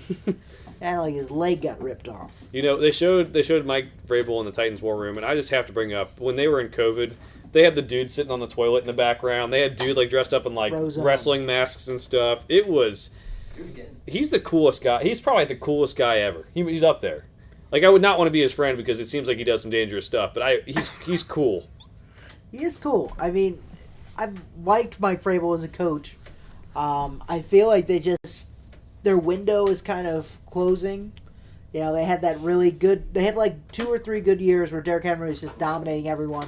The offensive line was great. Ryan Tannehill was serviceable. Ever since they pretty much traded A.J. Brown, I feel like it kind of went downhill because they were trying to keep things under the cap numbers and, be budget smart, and I think it's really just bit them. So we'll see what the selection here. It should be Skoronski, and we'll move on to number 12, where Detroit Lions are now picking. It is Skoronski. Another pick right on the mock draft, baby. We're rolling. Are the Detroit Lions going to get Christian Gonzalez at this point? Are they going to have traded all the way back to 12 and still get a guy some people mocked 6 to him? I think Christian Gonzalez is on the table. I also think we have a gambling suspension for Jameson Williams for 6 games. Yeah. So their only receiver, I mean, what is it? It's Amon-Ra St. Brown, and then Josh Reynolds is probably their number 2. Josh Reynolds. Marvin Jones, I believe, came back. Marvin They Jones did is sign back. Marvin Jones, ancient old Marvin Jones. I am sad they had to cut also Quentin Cephas Mm. in that whole thing. Not because I like his skills, but just because it's a fun name to have. Quentin Cephas. I've heard. I heard this from a podcast. Pardon my take. They said if you lose your bets, you shouldn't be suspended. I kind of like that. You already paid once. Only if you hearing win. The Lions got Jahmyr Gibbs. Dude, I said it. The Lions rumor is Jahmyr Gibbs. Rumor as of now. That would be not great because That makes no sense. No, because you have DeAndre Swift. Right? Okay, so yeah, DeAndre there's Swift and David Montgomery. No way. Dude, my running backs are so screwed. Jahmyr Gibbs is the pick for the Lions. I guess you traded down and you still have another They first love round Gibbs. pick, but Dude, this is What do you- on the board now? what are you gonna do? Run the ball every down? Were they really worried that somebody would? Because they have the 18th pick, correct? Right. Were they really worried in the next 6 picks somebody wanted Gibbs that bad? I guess. Like, let's look. Packers, definitely not taking him. Patriots, definitely not taking him. Texans, not taking him. Jets. No, Brees Hall and Michael Carter. Right. So, like, we're talking 4 or 5 teams that are absolutely not taking a running back. Also, if I'm the Lions, I'm going to stick at 6 and get Bijan Robinson then. Like, honestly, that's my mentality. My mentality is I'm going to take Gibbs at 12. I should be taking Robinson at 6. Because Robinson is a generational kind of running back prospect that I'm going to build a team around. Gibbs is good, but Gibbs isn't going to be a life-changing thing for my team, especially with the running backs I have on the roster currently. So, not a great pick. Not a good look. I'm kind of glad Gibbs is gone because I really didn't want my Bengals to take him if he was left at 28. Let some people keep taking and reaching for prospects. And, you know, a lot of times this is what happens too. The teams that are good continue to get all these guys who fall into the bottom half of the first round and they just jump on them. Hey, let's cash those over 1.5 running back bets, baby. Yeah, cash them Let's in. cash those bets. Yep. Don't know why you would sign David Montgomery To get unless Gibbs. you just really hate DeAndre Swift. I mean, Yeah, you just, Swift has to be traded now. I mean, He doesn't have. I mean, he's got a rookie deal. I think he's got a no, year but I mean, left have on. to is in like somebody would trade something decent for him, wouldn't they? Not decent. I think, you know, we look at this running back market, what these guys are making. We look at the draft. I bet another one doesn't come out in the first round. That's what I was going to be my next. I Question. mean, I think Swift. I think you maybe throw a 5th rounder. I think that's the Who's going rate. Number 3 running back now, though, and is there a chance they could sneak into the first? I think what Carbonet is probably. Zach Charbonnet, Devin A. Chain, Dwayne McBride. Yeah, I know. Okay. Yeah, so I don't know. I just this is probably the most it's not a bad player was the thing, but it's the most shocking pick. I think Darnell Wright's a little bit too, but it's just a kind of a weird I got fit. it. Honestly, I'm gonna give it I'm giving it a D. I really don't like it. I think it's way too high for Gibbs. I think they have running backs. I think if you were gonna draft a running back, get Bijan at 6. I really just don't like anything about it. I would take Jackson Smith and Jigba. Get a wide receiver because Jameson Williams is out for 6 games. I would have taken Christian Gonzalez if I was. Right. Christian Gonzalez was probably the slam dunk no brainer pick here. A lot of people mocked him at 6 to him. It's a bad pick. That's just, I'm trying to justify because I've liked what they've done. I like what Brad Holmes has done as GMs so far. But this just seems like they just keep going with running backs. They keep focusing on it. They seem very hyped about it. I mean, I will say maybe this is like best player available to them because I have Gibbs as my 15th ranked player. It's kind of close. I have Gonzalez higher. I think that's a better need, and like Quentin Johnston and Joey Porter Jr. higher, Jackson Smith and Jigba, which again could have been useful considering the wide receiver suspensions. But I feel like you have to try to trade Swift for like a middle round pick and just see like try to get something out of it because Montgomery's your bruiser, Gibbs is the 3rd down back, and I know they've really struggled with DeAndre Swift. If you watch Hard Knocks, you can see that, but I don't know how you get all 3 carries, all while having a guy who played pretty good quarterback last year in Jared Goff. Like they're not going to be a team that runs the ball 50 times a game. No, they're not. I mean, if anything, I would try to trade down again. I think an acceptable place to take Gibbs would have been like the 18th pick. Yeah. Like where they were going to pick next. So Not a great start for them. I mean, we'll see. You know, one pick doesn't necessarily make a draft, especially when you've already traded down. You're accumulating picks. Mm-hmm. I mean, if they get some steals later on, they can still make up for it in this draft. But again, take Bijan Robinson at 6 if you're going to do this. Like that's honestly, that's what I keep coming back to with this pick. It's not that Gibbs isn't good. It's just like we got Gibbs, who's a decent running back and going to be a good start in the NFL, and we got Bijan, who could be one of those, top 2-3 running backs that's just absolutely dominant. So it's just a frustrating pick. Again, we assume here, we're outsiders. At the end of the day, the NFL community keeps to its own, and there's no such thing as a reach on their board in the first round like this. This is all they see. This guy is one of the best talents in the draft, and we'll see if they can truly use him. If they're able to use him as an every down back, then I think it's worth doing, and we could be shown that we're wrong. But the reality is, if he's only going to play 30% of the snaps on offense, it's just a waste of such a high draft pick. Especially for a team who honestly is knocking on the door of could be NFC North champions for the first time in almost 20 years. I'm kind of wondering if they play him in the slot. Producer Ben's reacting poorly. Oh my God! What did the Packers do? Will Levis, baby. Oh, is it a cornerback? They're taking Lucas Van Ness. Oh, Lucas no. Van Ness. What is wrong with them? Oh. Wait, that's a rumor. That's not confirmed. It's a rumor, right? It's semi-confirmed. Semi-confirmed. What does that mean? Is this It's the a rumor Lollapalooza that lineup? A lot Like of people are saying.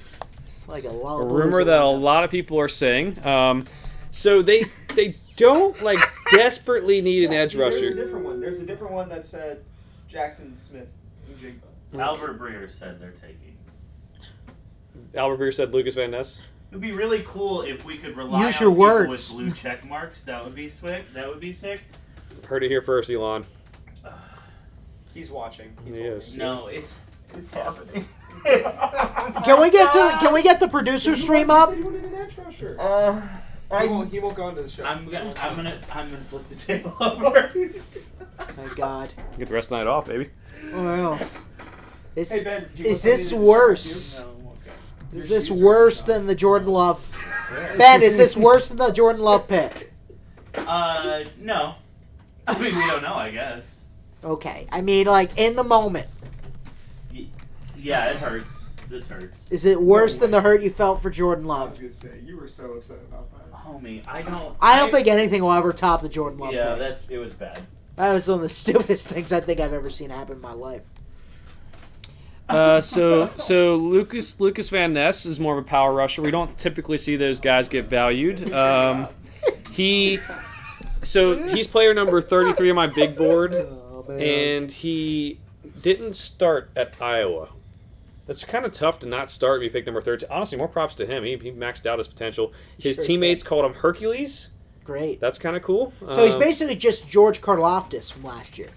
Yeah, he's like rich man's George Karlaftis. A little bit better than George Karlaftis. Actually, I probably had a higher grade on George Karlaftis, honestly. All right, there you go, folks. Let's check the tape. We got a guy who went, 30 almost. seconds or 28.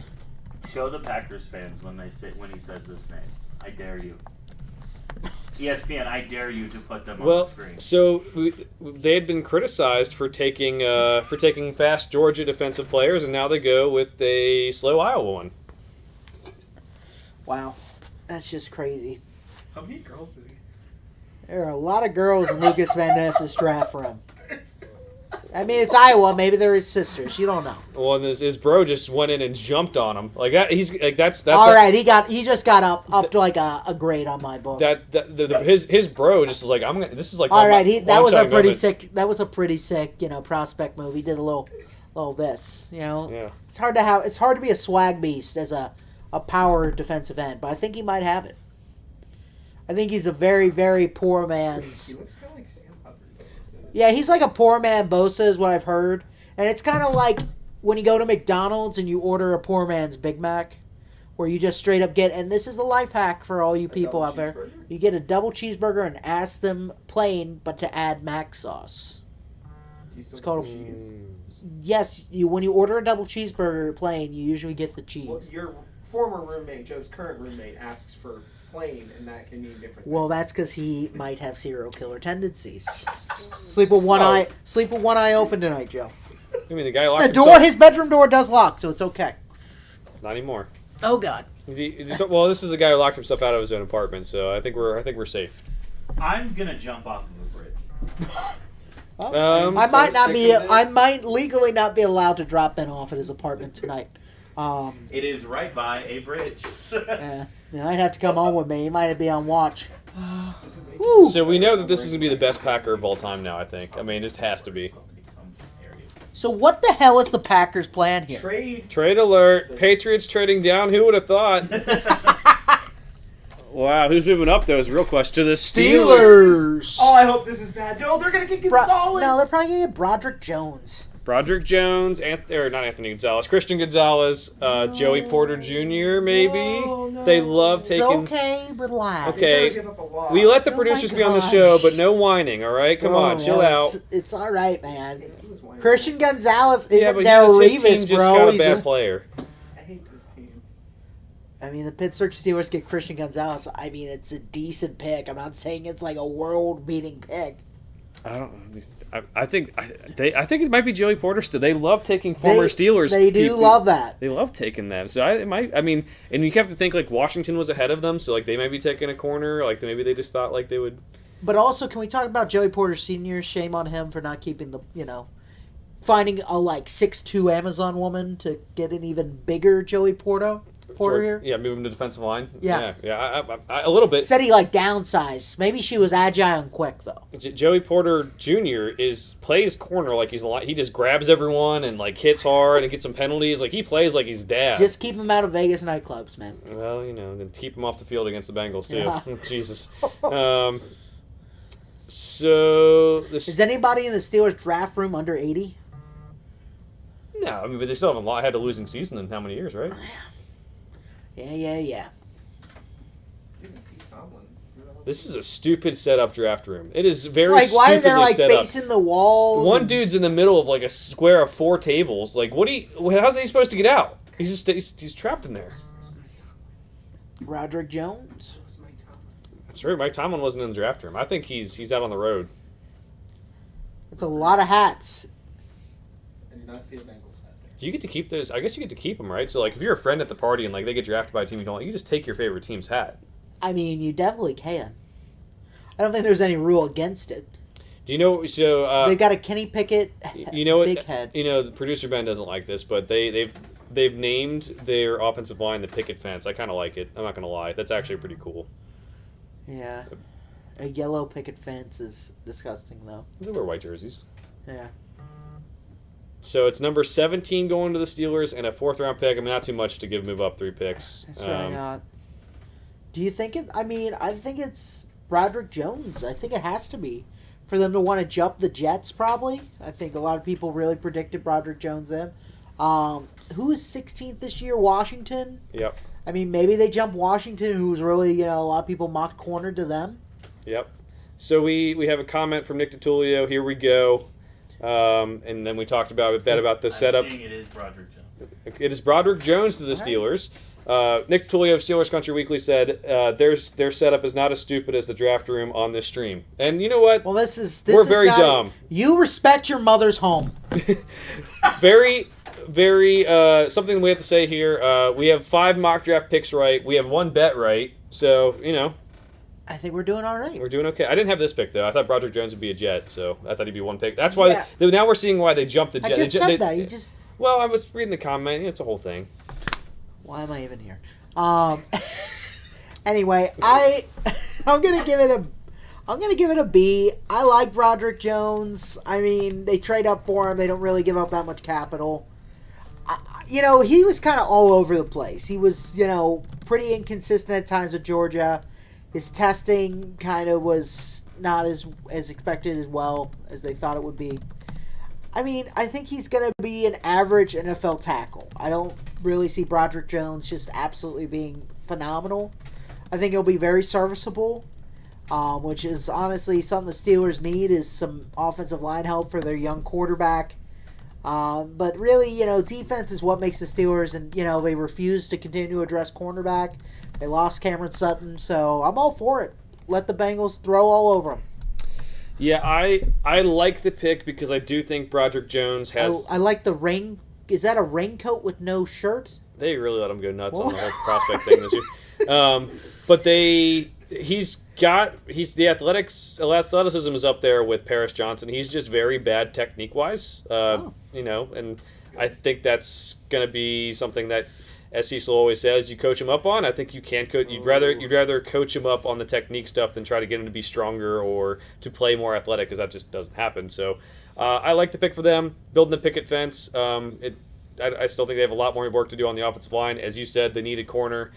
Patrick Peterson starting at one corner. I don't even know who's starting at the other corner. It's going to be pretty bad at the other corner. And Patrick Peterson's pretty old, so I would have liked to see them, for their purposes, to do that. But the Bengals, I think we'll probably have some wins over the Steelers this year. Knock on wood. I just can't get over the raincoat. Like, who did this? Whose fashion choice? Would you do that? You know, if the game house wants to pay me to wear a raincoat only with the same setup of like this Tron-like matrix, and you put my measurables, I'll do it for you. Nick DiTullio of the award-winning podcast Steelers Country Weekly, who gave him that award, I don't know. But award-winning B+ pick. They signed Peterson to stop the bleeding at cornerback. Their franchise QB had 2 concussions in his rookie year. Fair point. Mm-hmm. Protecting him needs to be the number one priority. That is fair enough. Peterson's like 40 years old, though, so I don't really take that as a point. Yeah, but I used to like him as a player. I liked Joe Namath. Cornerback for the Cowboys, Terrence Newman. Yeah, Loved Terrence Newman for a long time, but at a certain point, Terrence Newman finally was like in his late 30s, and you went, this guy cannot even run at all. So, that's where Patrick Peterson's starting to get to. Great NFL corner. Love him. But he just can't run with anybody anymore. And he's in a league where it's a pass first. You got some burners out there. If he's responding, we can go all day. He just said, you're 40 years old. I'm actually 30. Check the tape. All right, so the New York Jets are on the clock. Take that. Thought they would go Broderick Jones, as we both mentioned. Thank you. I don't know if the play is to go offensive line here anymore. They do have Mekhi Becton coming back from injury, but he just keeps on getting injured. That's kind of the problem. They've loaded the wide receiver room. I've heard Jackson Smith and Jigba could be a pick here, but then you have so many wide receivers you've acquired, and even some you traded away, and then you're adding him to a room that already has like 3 starting receivers. Right. That I don't know. You already have a pretty good defense. You can go defensive line here. I don't really see anyone in the range unless you like Clyde Jacansey that much. They really. I think the Jets were kind of locked in with the offensive tackle.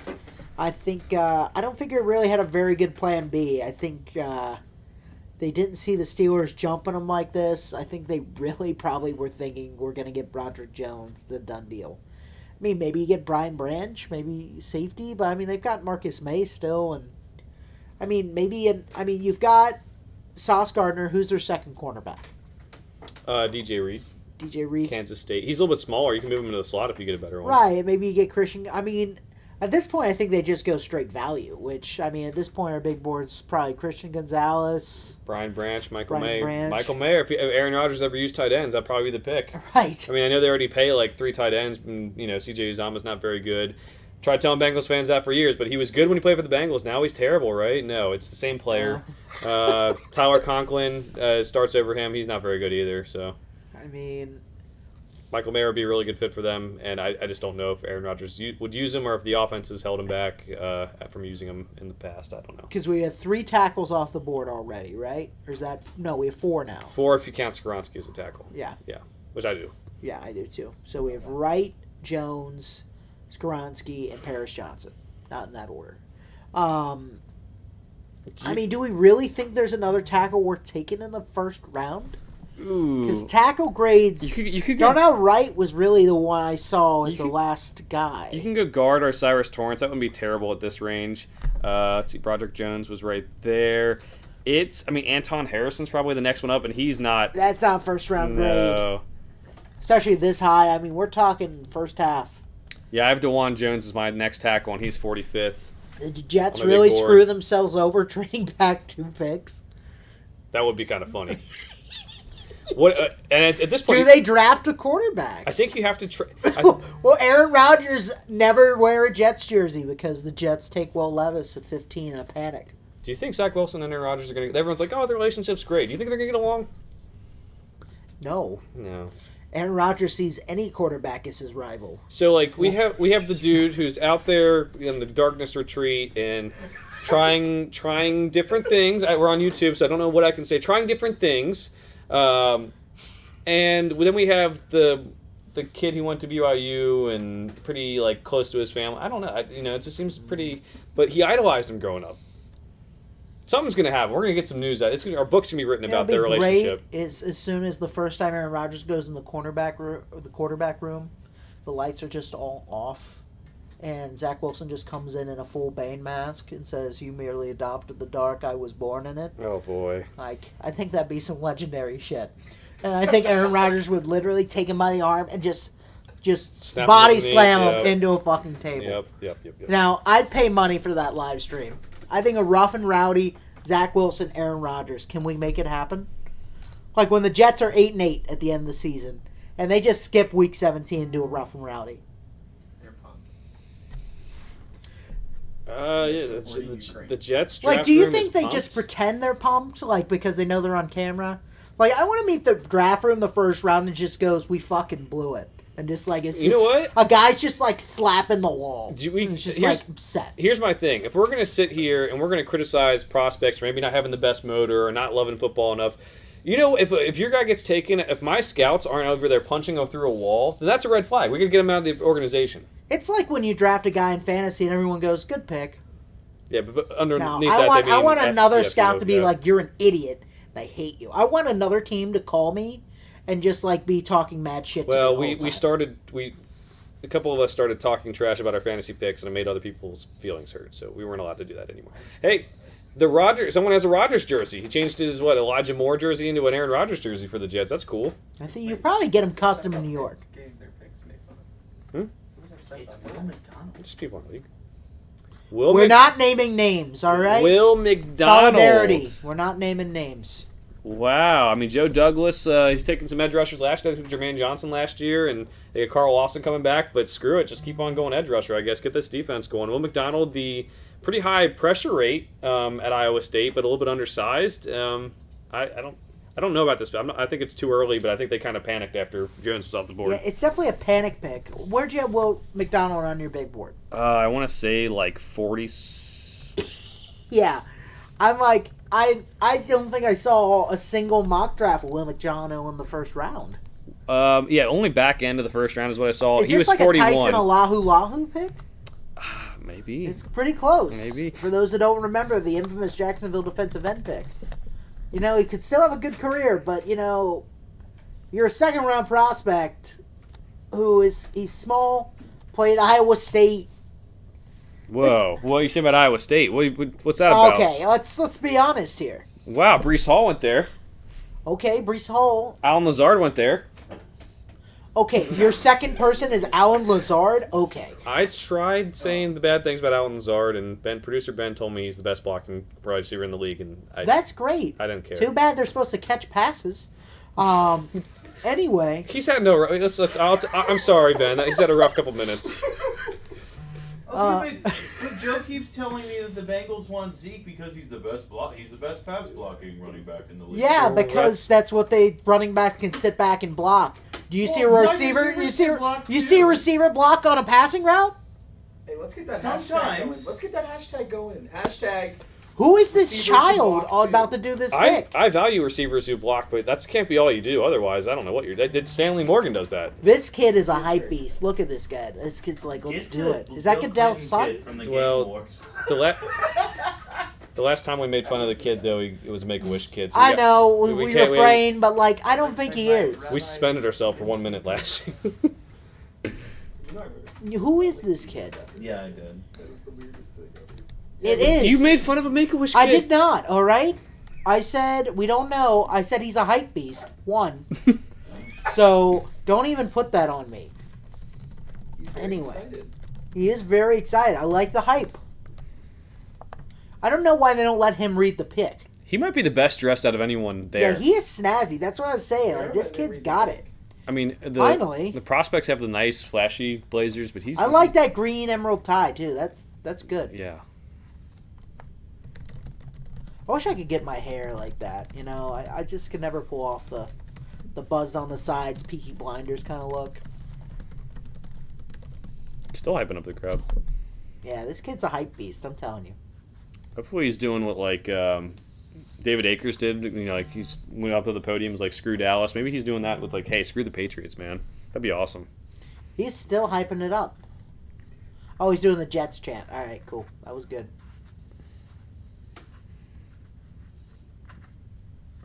Yeah. I just do not like this pick. And I feel bad for that kid that he had to read that pick. Well, yeah, you know. Like, man. I mean, this kid is stealing the show right now. All right, this... Dude, he should jump into the crowd. He should crowd surf right now. I think they dropped him. So- Unintentionally. Unintentionally, he's not that tall. Like, No, just- kid's like 80 pounds. Unexpected. This upcoming next 3 picks might be some corners off the board. We got the Commanders, we got the Patriots, and we got the Lions, who passed on the corner the first 2 chances. They're they had. doing another running back. Yeah. Oh boy.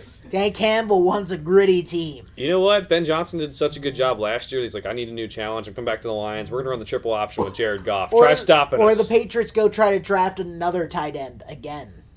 That could be the move. A tight end after they've signed 3 tight ends and like their whole team is tight ends. What about a guard from Chattanooga that was like a 5th round grade by everyone else, where Sean McVay laughs at him? That could happen. There's actually there's a McClendon Curtis, I believe, from Chattanooga in the draft this year, so they could draft a Chattanooga guy again. Do you think maybe New England? I think New England at this point, if they go Washington goes corner here, I bet New England goes Jackson Forbes. Smith and Jigba. Emmanuel Forbes? Yeah. Getting Emmanuel Forbes. All right, interesting. I mean, Emmanuel Forbes' tape is great, and his speed's great. He's just so small. And honestly, I thought he would go in the first round at this point. Like, there's been a lot of the hype trains really start going. I liked him would have loved him to follow the Bengals. But over Christian Gonzalez, I mean, so one of the things I heard was a lot of teams thought that Christian Gonzalez wasn't tough enough, was one of the big knocks I heard, which is one of the stupider traits I've ever seen.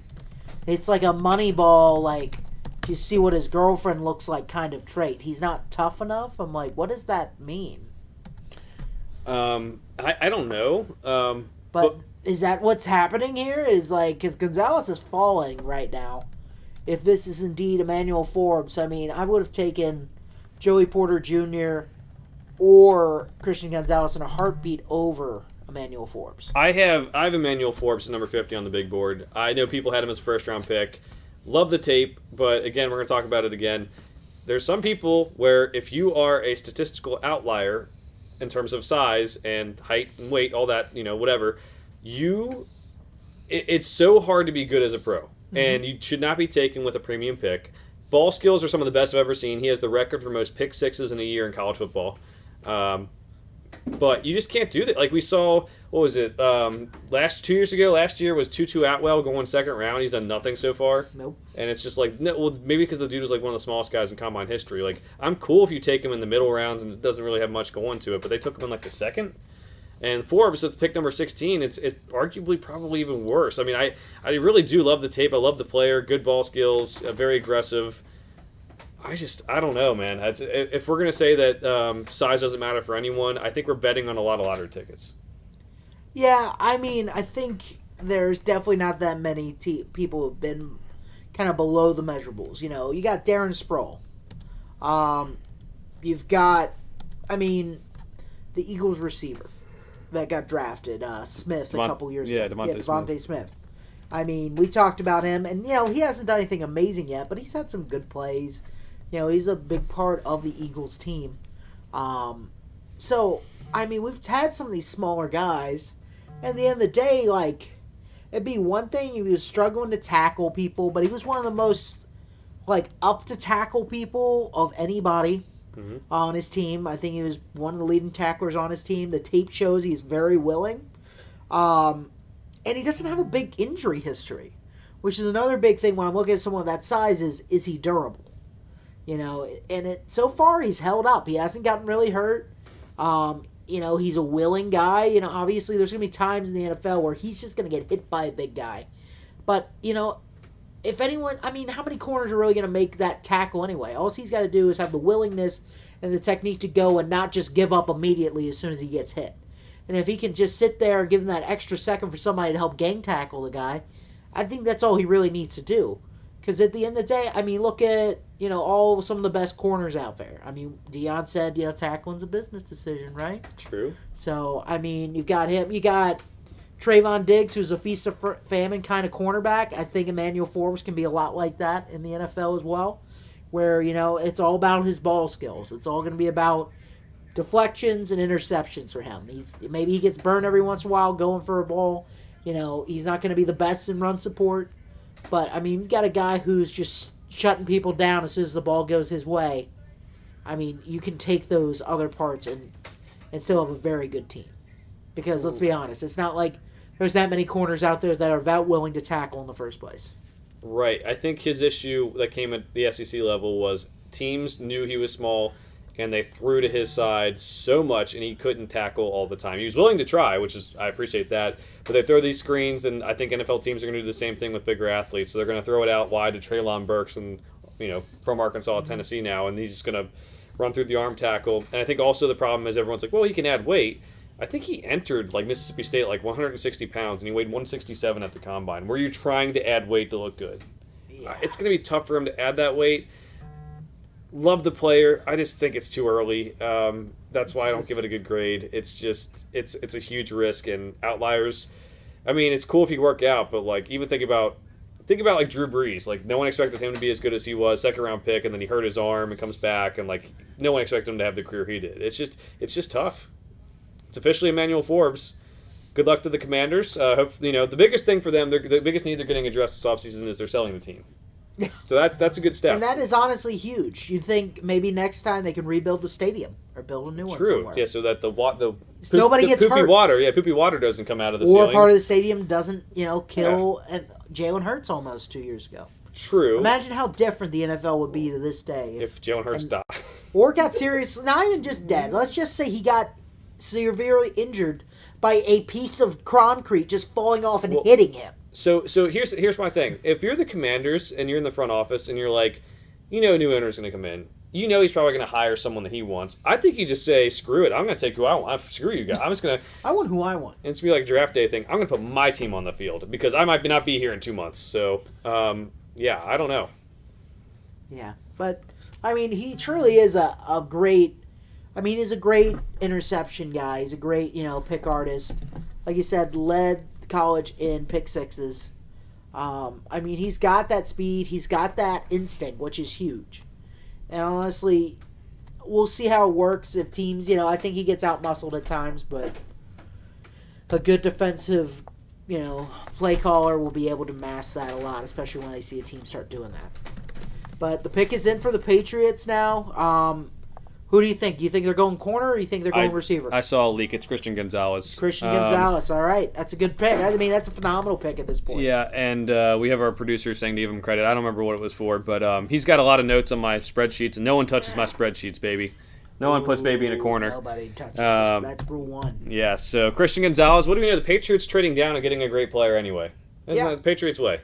I mean, I think they saw the Steelers. So it's like, all right, if the Steelers are jumping the Jets and they want to trade up to this pick specifically, they got to be going offensive tackle. Because otherwise, why would they wait? Because the Jets aren't going corner. Why would they be dropping up like this? So they probably realized, all right, they're not going corner. The next pick's not going to be corner. They probably had high grades on similar grades to all the cornerbacks. So they went, sure, why not? So Gonzalez, again, I had him as the number one cornerback in my drafts when I looked at all the corners this year. So this is a phenomenal pick. I'm going to give it an A+. Honestly, this is probably the best pick of the draft so far for me. Yeah, give it an A. Traded down to get him. I do like Devin Witherspoon better, but this fit makes more sense. And also, they got him at pick number 17. This was also in the mock. I had him taking Christian Gonzalez at 14. Did not expect him to last 17, but that's another team and player correct. So hopefully, if the or the Game House site has had some issues, but hopefully, if the mock draft places were able to pick it up, I can get graded correctly for that. That'd be nice. But I think with him, the athleticism is there. They're talking about ESPN right now, the ball skills. He really only had ball skills his last year at Oregon. He started his career at Colorado and didn't really do as well. So hopefully that he can continue to improve those for the Patriots. But they haven't really had good corners since they traded away J.C. Jackson. It's only been like 1 year, but they definitely needed to improve there. I like that all white suit though. That's fresh. Very LeBron James-esque. Mm-hmm. Yeah. They did get Juju at wide receiver. I'm not sure what the potential is for this offense anyway. If you would have added a receiver here, you could have gone Quentin Johnston. You could have gone Jackson Smith and Jigba. And I don't think that they're probably going to get a receiver at some point in this draft, even though they got Juju, because Juju's solid and everything. But they lost Jacoby Myers, and he's a slot guy at the end of the day. That's what Juju does best. So that's the problem. Is this whole wide receiver draft is all slot guys? Jackson Smith and Jigba, Zay Flowers, Loves Jalen the Hyatt, slot. yeah. But yeah, he's even got the red and blue inside, like he knew it was going to happen. Red, white, and blue. That's Patriot colors. Very patriotic. So Will Levis still there at 18. There's been rumors that the Lions might have taken a first-round quarterback. I think you just stick with Jared Goff. I wouldn't mind the Buccaneers taking the chance on him though, because they're rebuilding. I think that's where people mocked him too. You have Baker Mayfield. Kyle Trask, I don't think is going to turn into anything. I did not think he was a very good quarterback coming out. Yeah. But maybe you take the flyer, let him sit behind Baker Mayfield for a year, then throw him in. And I mean, talk about support. They still have Mike Evans and Chris Godwin somehow. I would have demanded a trade if I were them by now. I don't want to be in Tampa with no quarterback. But Tampa's not a bad place to live, though. It's not. It's definitely worse city. Hang out. Top 10 NFL city? Oh, yeah. Yeah, okay. I don't know. Hurricanes hitting a lot lately. Okay. They did. They just did. Well, where's way worse. California's running out of water, Rob. So. State taxes too. And taxes. Taxes. No income tax in Florida. That's why people are going to Miami. It's no income tax. You get to live in Miami, and you get to go play with Tua. And you get your human rights and also funding. All right.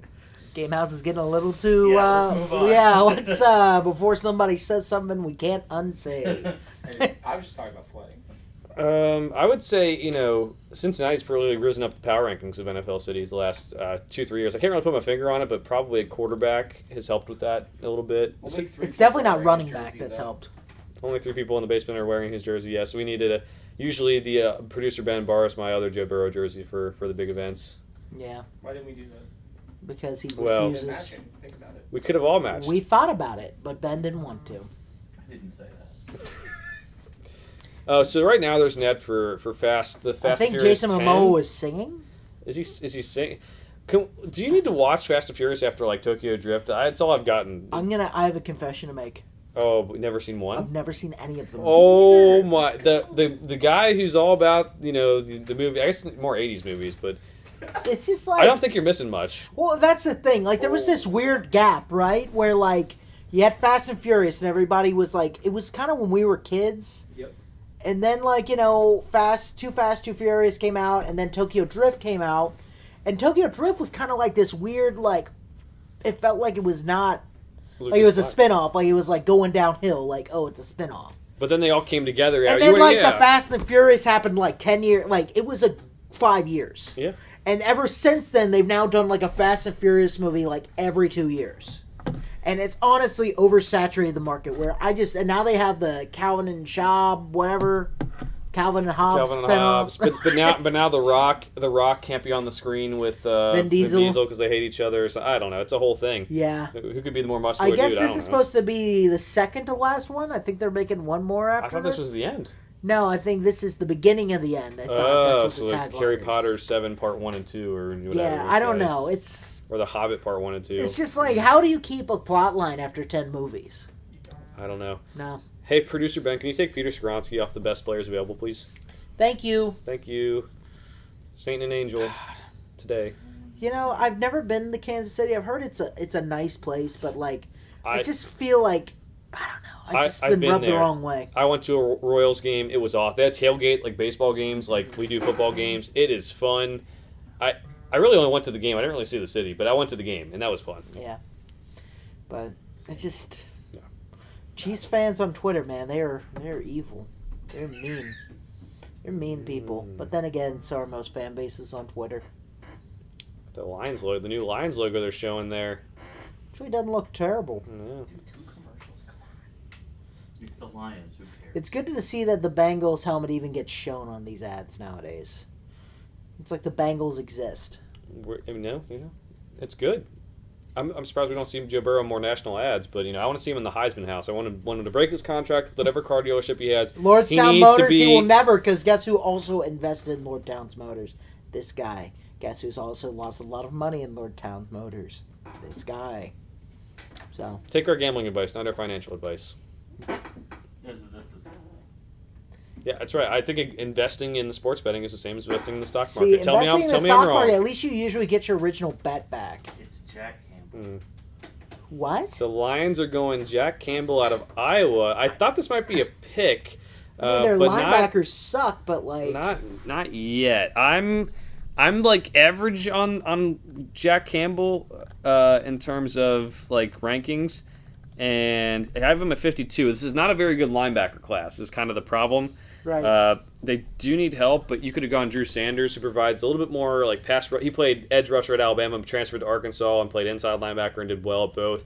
You could have gone Trenton Simpson, who's way more athletic, which is something you need, I think, in that linebacker room. You go Jack Campbell. He's got like great size, and he knows like where the play's going. He reads his keys well. But I just think it's too early. I think he's a solid athlete too. I just think it's a little bit too early. This draft sucks. I'm gonna be honest. Like, I'm a little disappointed. Like, they go running back and now linebacker. It's like, that would have been great if it was 10 years ago. Like, the NFL has shifted to where those are like 2 of the least important positions to draft. So you're doing premium draft picks on guys who aren't even worth the places you're taking them. Like, it'd be one thing if it was like best linebacker, sheer clear-cut number 1 draft pick. But he's not. And, I mean, they've got Eric and I think it's Alzone. I don't forget. I can't remember. Anzalone. That's it. Mr. Italian. They've got him. They've got Rodriguez from last year. Malcolm. Rodrigo. Rodrigo from Hard Knocks. His name's actually Malcolm Rodriguez, correct? Correct. Undrafted free agent, I think, out of... I thought he was like a 6th or 7th round. Yeah, out of Oklahoma State, yeah. So, and he did okay. And, like, that's fine, but, like, sure, you've really shored up your linebacker position, but let's take someone like Jackson Smith and Jigba. That's what I would do. I mean, sure, like, you're not going to have Jamison Williams for 6 games. Have a 3-headed beast of wide receivers once he gets back. Heck, take a tight end. I mean, you've got enough picks. Get that premium guy. Get someone like a Michael Merritt to replace the T.J. Hawkinson that you traded away. Mm-hmm. I mean, there's still... I mean, Joey Porter Jr.'s out there. That's a good cornerback. You need corner help. Yep. I mean, defensive line... I mean, even Kalijah Chancey at this point. Or is it Chancey? Chauncey? Can't-see. Chancey. Chansey. Yes. The Pokemon. Like the Pokemon. Anyway, thank you, Rob. I mean, he's a guy who could have an interior pass rush that, honestly, they've lacked a little bit. You've got guys like Nolan Smith still out there. I mean, there's plenty of guys at premium positions that are kind of falling at this point. And to take Jack Campbell at 18, that just... So... I'm giving it... There's nothing wrong with Jack Campbell. It's just like it's not a valuable position in the modern day NFL, the way things are set up. I don't think he's a sheer, clear-cut number 1. I mean, I gotta give it... giving it a D. Yeah, Don't like it. I think you're right. We haven't had an F pick. Like Darnell Wright is still probably not very good. It's not like an F. Like we haven't had the Seahawks coming out of nowhere from the top rope yet, and they might. 20's coming up, so maybe. But I think this speaks to like the draft class. I think not being as good as other draft class. Right. And this like the top 7 are off the board for me, and that's kind of like a lot of the 3 blue chips and the 2 quarterbacks and I think there's like Christian Gonzalez and Devin Witherspoon off too. But we've heard that there's gonna be a lot of disagreement between like players like 9 and like 32. And that makes it. I think this is the range where we're going to see kind of like, why are you doing that? Right. So the Tampa Bay Buccaneers are going to go with Kalijah Cansey, the defensive lineman out of Pitt. This is going to make a lot of Bengals fans specifically upset because they had their eyes on him. He's a very undersized defensive lineman. He went to Pittsburgh, and he's quick at the snap of the ball. So everyone compares him to Aaron Donald. He's not Aaron Donald, but he's a good player. He's good. He's a good player. I mean, he's got a great motor. I mean, that's a big thing is quick first. I mean, there's a lot of Aaron Donald-like traits. The quick first step, the quick, shuttle. A lot of the testing was very similar. He's smaller than Aaron Donald then. People were worried about his small arms, which is another thing that Aaron Donald did not have. So that's one of the biggest knocks on him is his small arms. He's undersized. He's kind of that tweener, which, the right person gets a hold of him, he can have a very good NFL career, I think. But if someone just drafts him and doesn't really know how to utilize him and to his strengths and just tries to play him as another, 4-3 defensive tackle or something like that, or, just an everyday, try to play him at defensive end in a 3-4 or something like that, I think he'd struggle.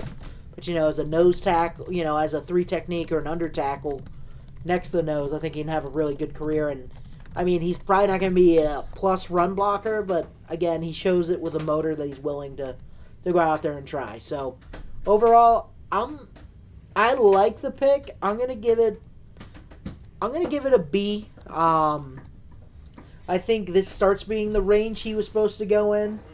I think Tampa Bay, honestly, if I were them, I would go quarterback, start trying to rebuild. Mm-hmm. Instead of, you're getting a defensive tackle prospect, which, are you, how are you going to build this core out? Right. You've got a bunch of vets, and now you're going to draft a guy who's probably going to keep you where you've been. They're going to be winning some games, probably losing. They're probably going to go 7-10, 6-11, right? So they're not going to be able to tank for a quarterback prospect. And, I mean, this is kind of like one of those chances where it's like, Will Levis has fallen to you. I know maybe you're not a huge Will Levis person, but, when are you going to get the chances to get someone probably of that caliber prospect again in the next couple years with how you're drafting right now? Because they're drafting like they're going to try to go out there and win games, which, people get weirded out about the losing talk and tanking. But the reality is drafting 14th through 17th overall every year is a nightmare because you don't get any good prospects. You can't get any of the good quarterbacks, and if you do, you then have to mortgage all the future picks to build around that quarterback. So it's better to either just suck or, when somebody falls that's a quarterback prospect, take them and go for it. Because worst case, Will Levis isn't your guy, and you're picking in the top 5, you pick another guy. That's just the reality of it. So, good player. I just don't see how it's going to be worth it to Tampa Bay. Yeah, I think Cansey was a good fit for the Bengals because they have a big nose tackle, like you mentioned. You kind of need that, and that makes it different. Like the pick, I give it a B. It's just they've taken so many defensive linemen over the last couple of years, and not a lot of them have worked out. Vita obviously has, but I don't know about this pick. I don't know what the future is for the Bucs, and I think it's kind of like you said. Do you not win next year? If you don't win next year, do you have to trade all your wide receivers that are good and then draft one of the quarterbacks and then have them with no weapons, or do the guys want to stay on? It's very undefined, and it's not their fault. It's Tom Brady's fault for kind of, leading them on the last 2 years and then coming back and then now. So their game plan here is they have Kyle Trask and Baker Mayfield, is that right? Baker Mayfield, baby. Looked good for the Rams. Yeah, but, it really looks good for the Bucs. Again, what, they sneak in the NFC playoffs? What is this team going to do? Are they going to, we're talking, there's really only probably 3-4 good teams in the NFC. Mhm. Eagles, Cowboys, 49ers, Giants. I mean, the Giants are getting better. So there's the Giants and Seahawks, the Vikings, the Lions at this point. They're kind of all in this next tier where they're probably going to make the playoffs, but they don't really have a shot at much, is the reality. Especially, the way this draft has gone so far. So we'll see what happens, obviously, but I mean, I'd say there's 4 teams in the NFC that have a chance of making it to the Super Bowl. The rest of them, I mean, is there really that much of a difference between the Tampa Bay Buccaneers and the Seahawks? Probably not, but the reality is, why are you building to be a wild card exit every year? That's not a way to build a team. We saw we're in Cincinnati here, we saw the Bengals do that for 5 years. And it was absolutely maddening to have a team that was honestly probably a little better than the Seahawks and Buccaneers are now, and talent-wise, but they didn't have a quarterback that could get them there, and they didn't have an absolutely elite defense or team that could just dominate. So I don't see any of these teams being able to build a team of that caliber without a quarterback, and you just got to find that guy. So producer Ben needs to take a break. We're going to let him scream into the pillow one time. Everyone gets one scream into the pillow, and he needs to take it after the Packers pick, and we've been a little bit rude to him, so he's going to take that break. Stick with us. We'll be back in a little bit to get the Seahawks pick.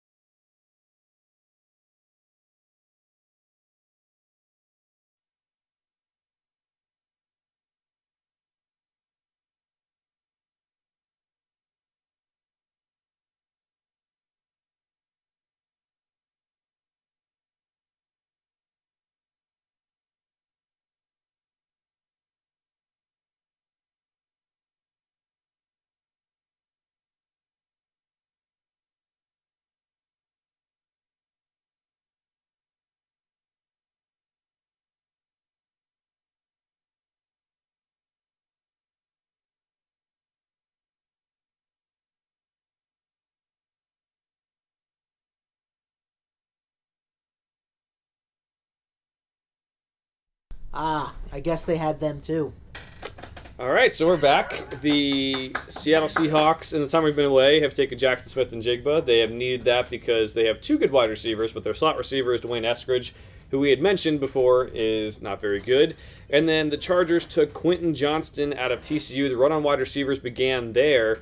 This, again, he's a third wide receiver. He's going to move Keenan Allen into the slot that way. And, we're just seeing wide receivers a more valuable position in today's NFL, and all these teams are loading up to help their quarterbacks, Cease.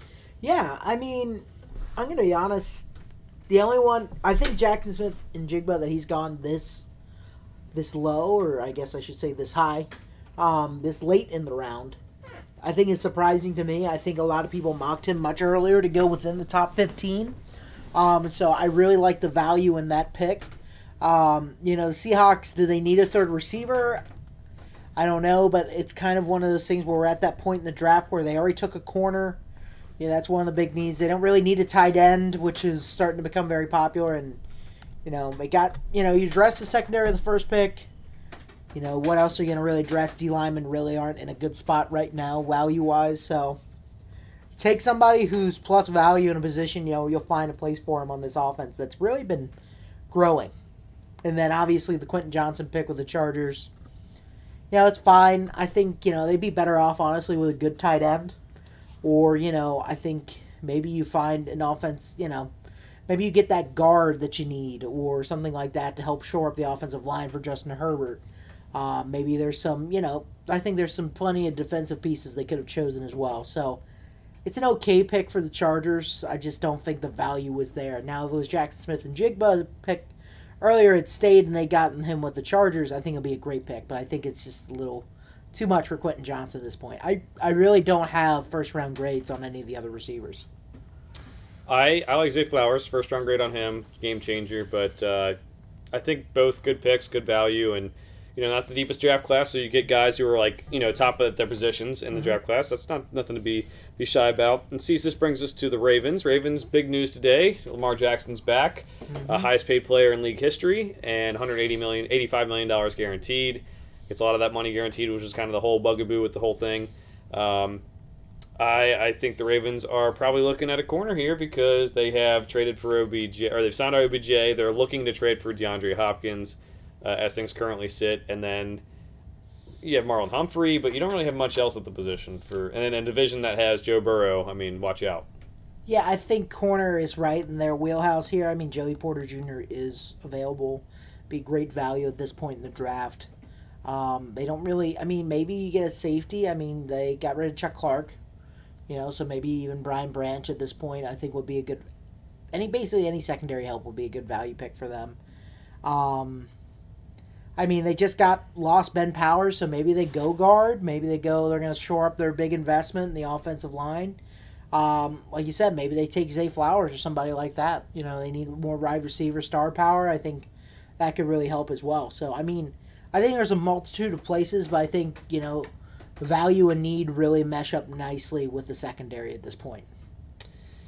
Yeah, and the Ravens usually have pretty good drafts, and watch, they're going to walk away with one of these top corners. We're going to be like, yeah, another good draft for the Ravens, and just that's how they roll. So, good news for Bengals fans. We still got some tight ends on the board. That's pretty good. I still think there's a lot of chances for good players of value, like Brian Branch or Joey Porter, and I think that leads me to believe that they'll get a pretty good pick here, but we'll see. They said best player available is where they're going, and that's what we want, That's what I need. Yep, so Will Levis will be the pick.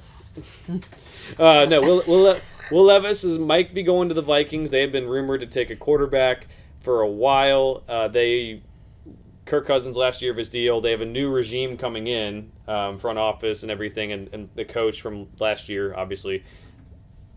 I think I wouldn't rule out quarterback there because you get stuck with Kirk Cousins and he's fine. But if you want your own stamp on things, you either need to start losing now or figure it out. No, absolutely. Looks like we're getting a leak here that it's going to be Zay Flowers. So yeah, I think that's a decent pick for the Ravens. I don't know if Zay Flowers. I don't know if that's absolutely great value. I mean, I think a lot of people mocked him around here, so it's not bad. I just, they're trying to shore up their receiver room, which is a big thing for them. It's a big thing they've been trying to. Lamar Jackson's been really harping to do. So maybe, they're trying to keep their quarterback happy, who just signed this big deal. So there's merit to it. I think there'd be a lot of value in Joey Porter Jr., Brian Branch at this point. So I'm gonna give it a B. I think it's a solid pick. I just think there was better value other places that I think really could maximize this draft for them versus getting a receiver that I don't know how much he's going to contribute right away. And at the end of the day, it's just more the commitment that we'll see how the Ravens offense develops this year, because it's never been to me about Lamar not being able to pass the ball. I know Lamar Jackson can pass the ball. He can do very well at it. It's just more the commitment to the team to actually make the offense work that way versus Greg Roman's very stylistic running, and Mark Andrews is the only dump-off option. So, we'll see how it develops here. If the Ravens go to a more traditional passing offense, I think that'll help with Lamar Jackson's career and durability as well. But, if that's the route and you start using all these receivers, I think it's great. If it's still, these guys are barely getting utilized like they were a couple years ago while they still had receivers before they all left, I think it's a waste, and you much rather shore up that defense, which you're going to need against, pretty much the Cincinnati Bengals. And, even if Deshaun Watson starts getting better on the Cleveland Browns and all the other great AFC teams out there. So officially, Zay Flowers, I give it a B too. I kind of like the pick. I think the corner was a bigger need, and they should have gone that route. But you just signed this guy. You have Tom Munkin coming in, as you said. You have a more pro-style offense, probably. Get him some help. Nelson Aguilar was slotted to start in the slot. Mm-hmm. That's not good. So to get him in the slot, and then if you make a trade for DeAndre Hopkins and you got a bench, Zay Flowers, OBJ because he's not healthy coming back from the injury, or Rashad Bateman, who cares? You get DeAndre Hopkins. Who cares? I feel like we were talking about DeAndre Hopkins trade last year, right around this time as well, and it did not happen. I think we were talking about with the Ravens as well. Right. So, why wouldn't you try? They're not a good team, and they don't have a quarterback. Colt McCoy is a quarterback for them next thing. I like Colt McCoy, but I don't know. Yeah, I don't get it either. I feel like a team, they're going to trade for him in recent time, they have to trade before the draft starts tomorrow. I think it's just that simple. Otherwise, right. I think he's there another year. What happens with my boy Bates? Or Bateman? Rashad Bateman? Yeah, that kid. Rashad Bateman will still start on one side. Mm-hmm. And he's on the field. Yeah, true. So the Vikings are up next, and I just thought it's worth mentioning to you guys that if they do not take Will Levis, he's most likely falling out of the first round. According to the ESPN stuff? According to the teams that we have, and then unless there's a trade up, he's probably gonna fall out. So. Right, but they usually trade up for end of first round to get that 5th-year option on quarterbacks. Mm-hmm. So that's what they did with Lamar, baby. Right, but this is a big juncture for Will Levis. No one's gonna deny that, but we'll see what happens. Because otherwise there's going to have a team that really likes Will Levis at this point. So we'll see. I love some of these NFL comparisons, like Zay Flowers, Tyreek Hill. I actually have that. That's high praise. We'll see how that works out. But he plays exactly like the speed isn't 100% there, but he plays exactly like him. Deep threat. He jukes just like him. We saw a highlight there. He's a game changer. If you're talking about how a player plays, that's him. It's the same way with people saying Bryce Young is Joe Burrow. No, Bryce Young is not Joe Burrow, but you can see that he plays out of the structure too. So I'm not here comparing all these quarterbacks to Patrick Mahomes. That's unfair, but Tyreek Hill, I think he was a very good receiver, but never the number one in the league. I don't think it's fair. Yeah. We'll see. Gotta have that breakaway speed. I think he does. I don't think Kevin Durant's ever been the best player in the league, but he's been around it his entire career. Right, and people are comping Victor Wembanyama to him because they don't have anyone else to comp him to, really. We don't do NBA on this show. Because you don't know anything about it? We bet on it. Well, the Vikings are up, so as mentioned, I think Will Levis could be a pretty good fit here with the new regime. I would have thought, I've heard they were connected to Hendon Hooker because I think they thought Levis would be off the board by now. Mm-hmm. And I would not like that pick, personally, and we can get into the reasons why because we have a little bit of time here, but Hendon Hooker going to be 26 years old next year, coming off a torn ACL, and he also plays in an offense that requires one read. So he's going to have to develop going through progressions while also being old. You don't have as much time. They'll give up on you the older you get in the league. We see that all the time. So that doesn't seem to be something to do. But the Vikings as a spot doesn't bother me. At number 23, it bothers me. You can go sit behind Kirk Cousins for a year and I guess start when you're 27 years old in the NFL, and that's cool. But I don't know. Right. So let's say Vikings don't go quarterback here. What are kind of some of the other options? I'm seeing defensive line. I think there's still, Nolan Smith's still out there as an edge guy. I think he could shore him up. I think, Brian Branch and Joey Porter Jr. could both help their secondary. They drafted Andrew Booth, obviously, last year. But they still could use some more corner help. I mean, that whole defense could use help, basically. Yeah, they don't stop anyone. And Harrison Smith's starting to get a little older as well. Yeah, I think defense should be probably the move. I think their offense is pretty well set. They also have T.J. Hawkinson coming back for another year after they traded him from the Lions. Justin Jefferson and Dalvin Cook are obviously there still. And, there's really not a receiver, I think, at this point after it's 3 straight have gone off the board, isn't it?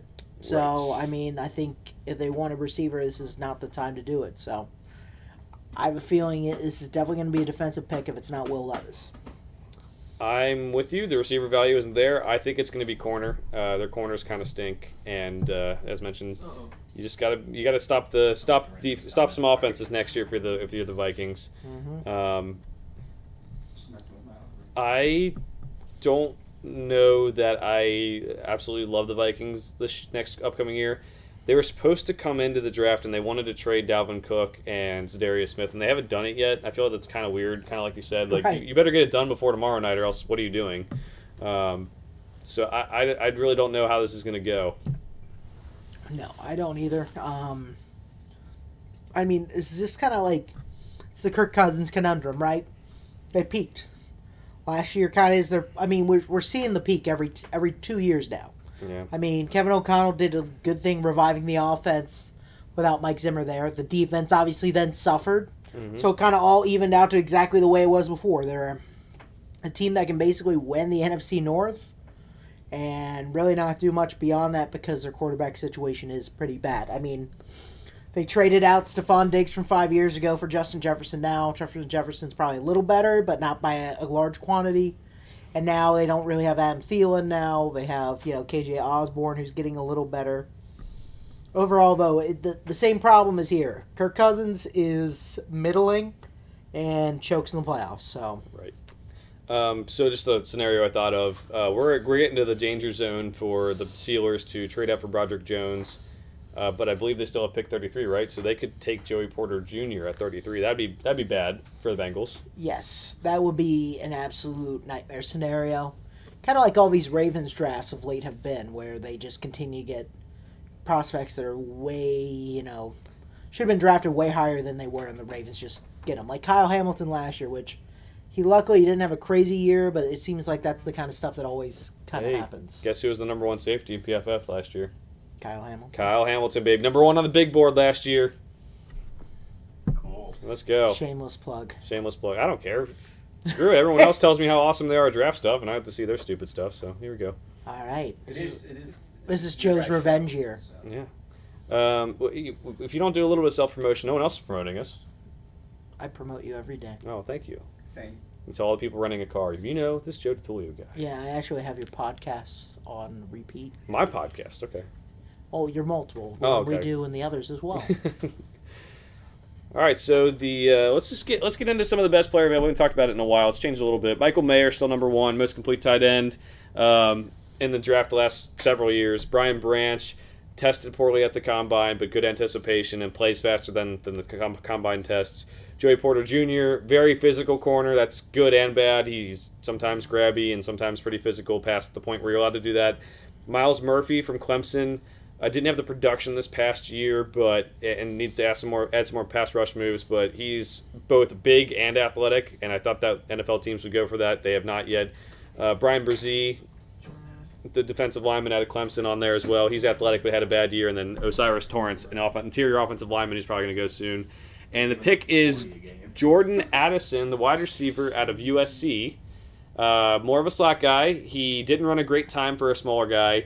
tons of production in 2021 for University of Pittsburgh. Transferred to USC. He was okay. I have him rated, I think, around 30 in this draft class. I'm pulling it up now. He's 28, so it's not bad value. And as you said, they do need a wide receiver. I just think that defense needs a whole lot more help than that offense does right now. Yeah, I think Kevin O'Connell was good enough at offense. He could mask some of the weakness of, not having another strong receiver. And plus, they have Hawkinson there as well. And Dalvin Cook is there for now. So, they've got a good offensive role players here. They don't need to have 3 great receivers necessarily, especially if a tight end can go and catch a pass. So, yeah, I'm gonna give it a C. It's fine. I think you're picking a receiver after the run just happened. I think there's some plus value on the defensive side of ball and positions you need. I think that would have been the smarter pick. Again, does KJ Osborne, is he a slot guy or does he play on the outside? I think he's mostly slot, isn't He he? played a lot of slot, but I don't know if it's just because Thielen was there or whatever. So, Regardless.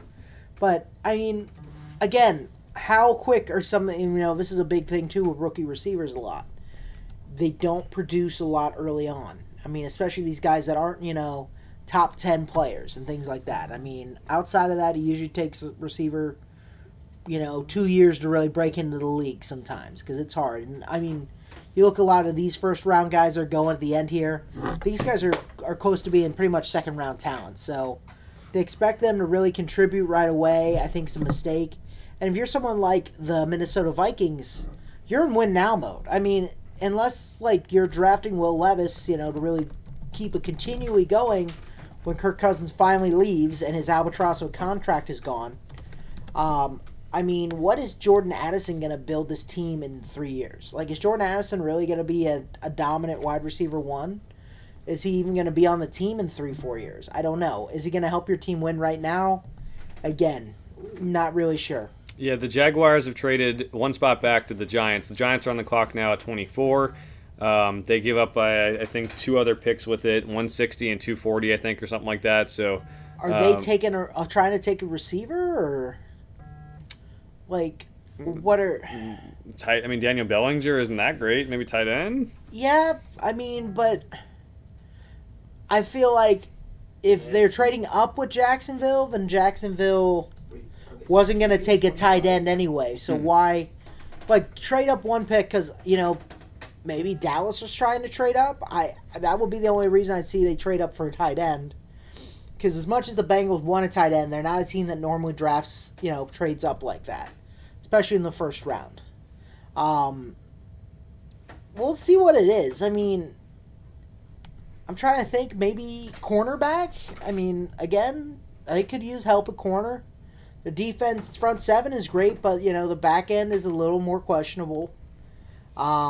Safety, Brian Branch.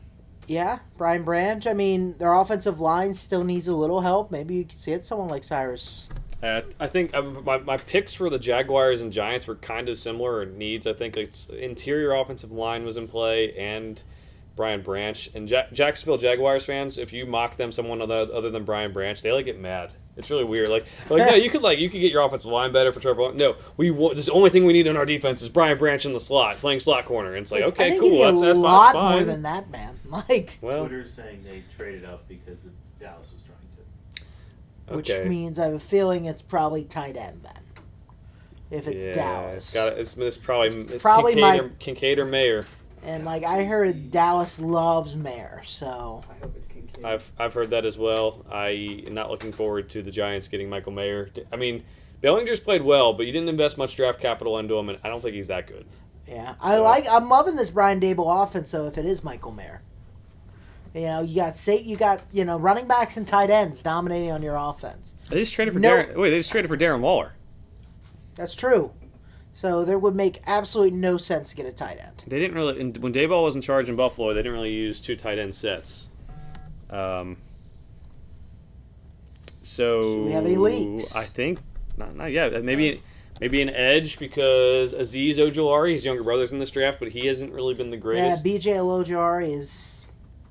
So maybe it's an edge like Miles Murphy. They don't really need a defensive tackle, obviously. Joey Porter's a good one. Deontay Banks, Nolan Smith, Cyrus Torrance. I think anything's a play. You would think that they're trading up to get a tight end based on that. I just don't know how the offense changes when you already have Darren Waller and Bellinger This has Jennifer been Lawrence. and Jennifer Lawrence. this is one of the weirder drafts because, like we've talked about. No, you're not allowed to say that. They got mad at me earlier. Okay. I didn't get mad at you. Anyway, I don't care what they have to say. No, it's just every year we hear this is the most unpredictable draft. I of all didn't say time." it was unpredictable. But this It's one different. has been, though. This one has been weird, as in like every pick is like feels like a B or C most of the time. You know, Like it's a it's couple ways, it's but been not yeah. I mean, there's been a couple where I'm like that's a good pick, but I've seen a lot of like I'm used to there being drafts where I'm like we talked about earlier. It's like a fail, horrible pick. These guys are idiots. This draft, it's been a very much like, and I think it's just everyone's just kind of very okay after the first couple picks. That we're kind of like, I mean, it's not the biggest reach in the world because everyone's kind of on the same middle ground. It's Deontay Banks. Deontay Banks, corner out of Maryland. Like him as a player. He's right behind Joey Porter on my corner rankings. Right. Experienced in plenty of different types of coverages. That's what makes him great, and he's also athletic. He just lacks ball production. I don't mind trading up to get him. I don't think the Jaguars were going to get him, so maybe someone else was trying to trade up. But I would have just waited and had your pick between Joey Porter and Deontay Banks. Right, and also I don't think the Cowboys were trading up for, if they were trying to trade up, would trade up for a corner. After they got Stephon Gilmore with Trayvon Diggs, I don't think so. Like the big thing is they're going tight end. That's pretty much what's been mocked everywhere. So I think they go defensive lineman instead. But again, that's not what the Giants really were looking for. So I mean, they get a 5th round pick and a 7th in this year's draft. So I mean, that's a pretty big price. I mean, everyone thinks it's not, but I mean, depending on how many, I don't know how many draft picks they have off the top of my head, but I mean, that's a good amount of players and hits, you can take in the draft. So, they're only given a mild clap in New York, so I'm thinking I don't think they're very, they're kind of whatever with this pick. Well, if it was Jets fans, they'd be going nuts. I don't know, they would not be happy. They'd have Cecil's favorite kid up there hyping everything. They would. That's true. So, I get more and more. I think now the Joey Porter, the Steelers have to try to trade up to get. Otherwise, you're just disrespecting a legend. If you don't try to trade up and get his son, you only have to trade up like 5-6 spots now. Right, and I think if anything, they want to make sure the Bengals don't get him. True. Which I have a feeling the Bengals might. Can the Bengals could trade up 25, please, and get Mayer? That's what I was going to ask you. The Bengals are I just don't see them trading. They don't usually do it. No. They don't ever do it now. But they have Jenna Williams, who they could trade for a couple of spots. I don't know. Yeah. I don't know. We just saw a 5th go off. I heard that they were asking for a 4th, 5th, or 6th for him. That's what they said on the radio today. Yeah. The Bills are on the clock. What? The Bills just made a trade to be on the clock. Oh, that's They wouldn't be named tight end, right? I mean, they've got Dawson Knox. I don't think it's outside of. They just Could- haven't really used tight ends. Could it be Joey Porter Jr.? I was thinking. But they just did Claire Elam a year ago. They have. Brian Branch, maybe. They Coles, re-signed, Safety, Jordan Aubrey. Proyer and. Osiris Torrance. They need the offensive line bad. Yeah, I mean, I think that'd be a decent pick for him. Yeah, Dante Banks. They could go slot if they don't believe in Khalil Shakir. Because they had to get Cole Beasley out of retirement, and Isaiah McKenzie's now a Colt, I want to say. Yeah. And then, Does Jacksonville just not get anything? Jacksonville needs offensive line and I guess Cornerback. slot corner, yeah. yeah. Tight end. So at this point, the Evan Ingram? Jaguars are trading to the Bills. We're not really sure. At this point, we're pretty sure Dallas is probably taking a tight end. I have a feeling. Yep. You think it's Kincaid? That's my guess. I think it's Michael Mayer. I Yeah, think they that love him. there's a lot of Jason Witten-like comparisons out there. I think Jerry would love that kind of comparison. Big You are brand. not taking into account the fact that they could go from Dalton to Dalton. Oh.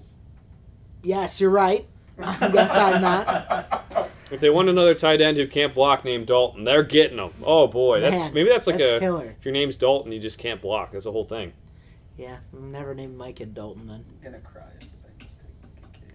So, I think, if they take Dalton Kincaid, it's not my favorite pick, but the guy is a receiving threat, right? And you look at some of the top tight ends in the league right now, besides Kittle, they're not that great of blockers. Oh boy, no, you cannot change your no. I'm not changing my tone. All right, I like my tight ends to be able to do it all like Michael Mayer. That's what I want. I think it's the best variance. But the reality still is, if they get Dalton Kincaid, it can still add a dimension to their offense. Okay. I think the value is okay. He doesn't block. I don't really care as much about that. I mean, I'd rather them take Dalton Kincaid than Drew Sample a couple years ago. So there's that. But I really like Mayer. I think they should have tried to move up a couple spots to get him at this point already. Cincinnati kid. Yeah. That plays a part, I think, for they have Sam Hubbard, and all they want to do is talk about how Sam Hubbard's from Cincinnati, which is, I'm cool with that. Let's do it. But they talk about it a lot. They love it. Yeah, but Michael Mayer's from Kentucky. It's different. From Cubcats. Oh, so you're from Kentucky? That means so? Okay. Yeah. Yeah, I would agree. I think that's... Does anyone know where Ryan Fitzpatrick went to school? Oh, boy. Stop. Stop it. Man, we got to that point of the night. Korver's from Cincinnati. Middletown, to be specific. Sorry. Do you guys... It doesn't... I mean, we don't have the audio feed right now, but it doesn't seem like ESPN's going into the trauma stuff all the time, with every single person having the trauma thing where they tell the story about every single person going through all this adversity. It seems like it's very clean this year. Yeah, I know. It's been an interesting... It's been a weird draft. Anyway. It's actually been moving faster. The only difference is there's been so many trades. It was moving faster until now. Yeah, why? So a lot of these teams, they make the trade, and then they wait to get their pick. And I'm like, if you're making the trade, you're just put the pick in.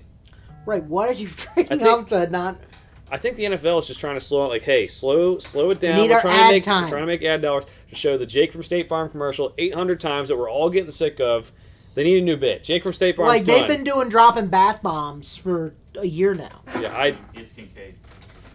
Dalton Kincaid.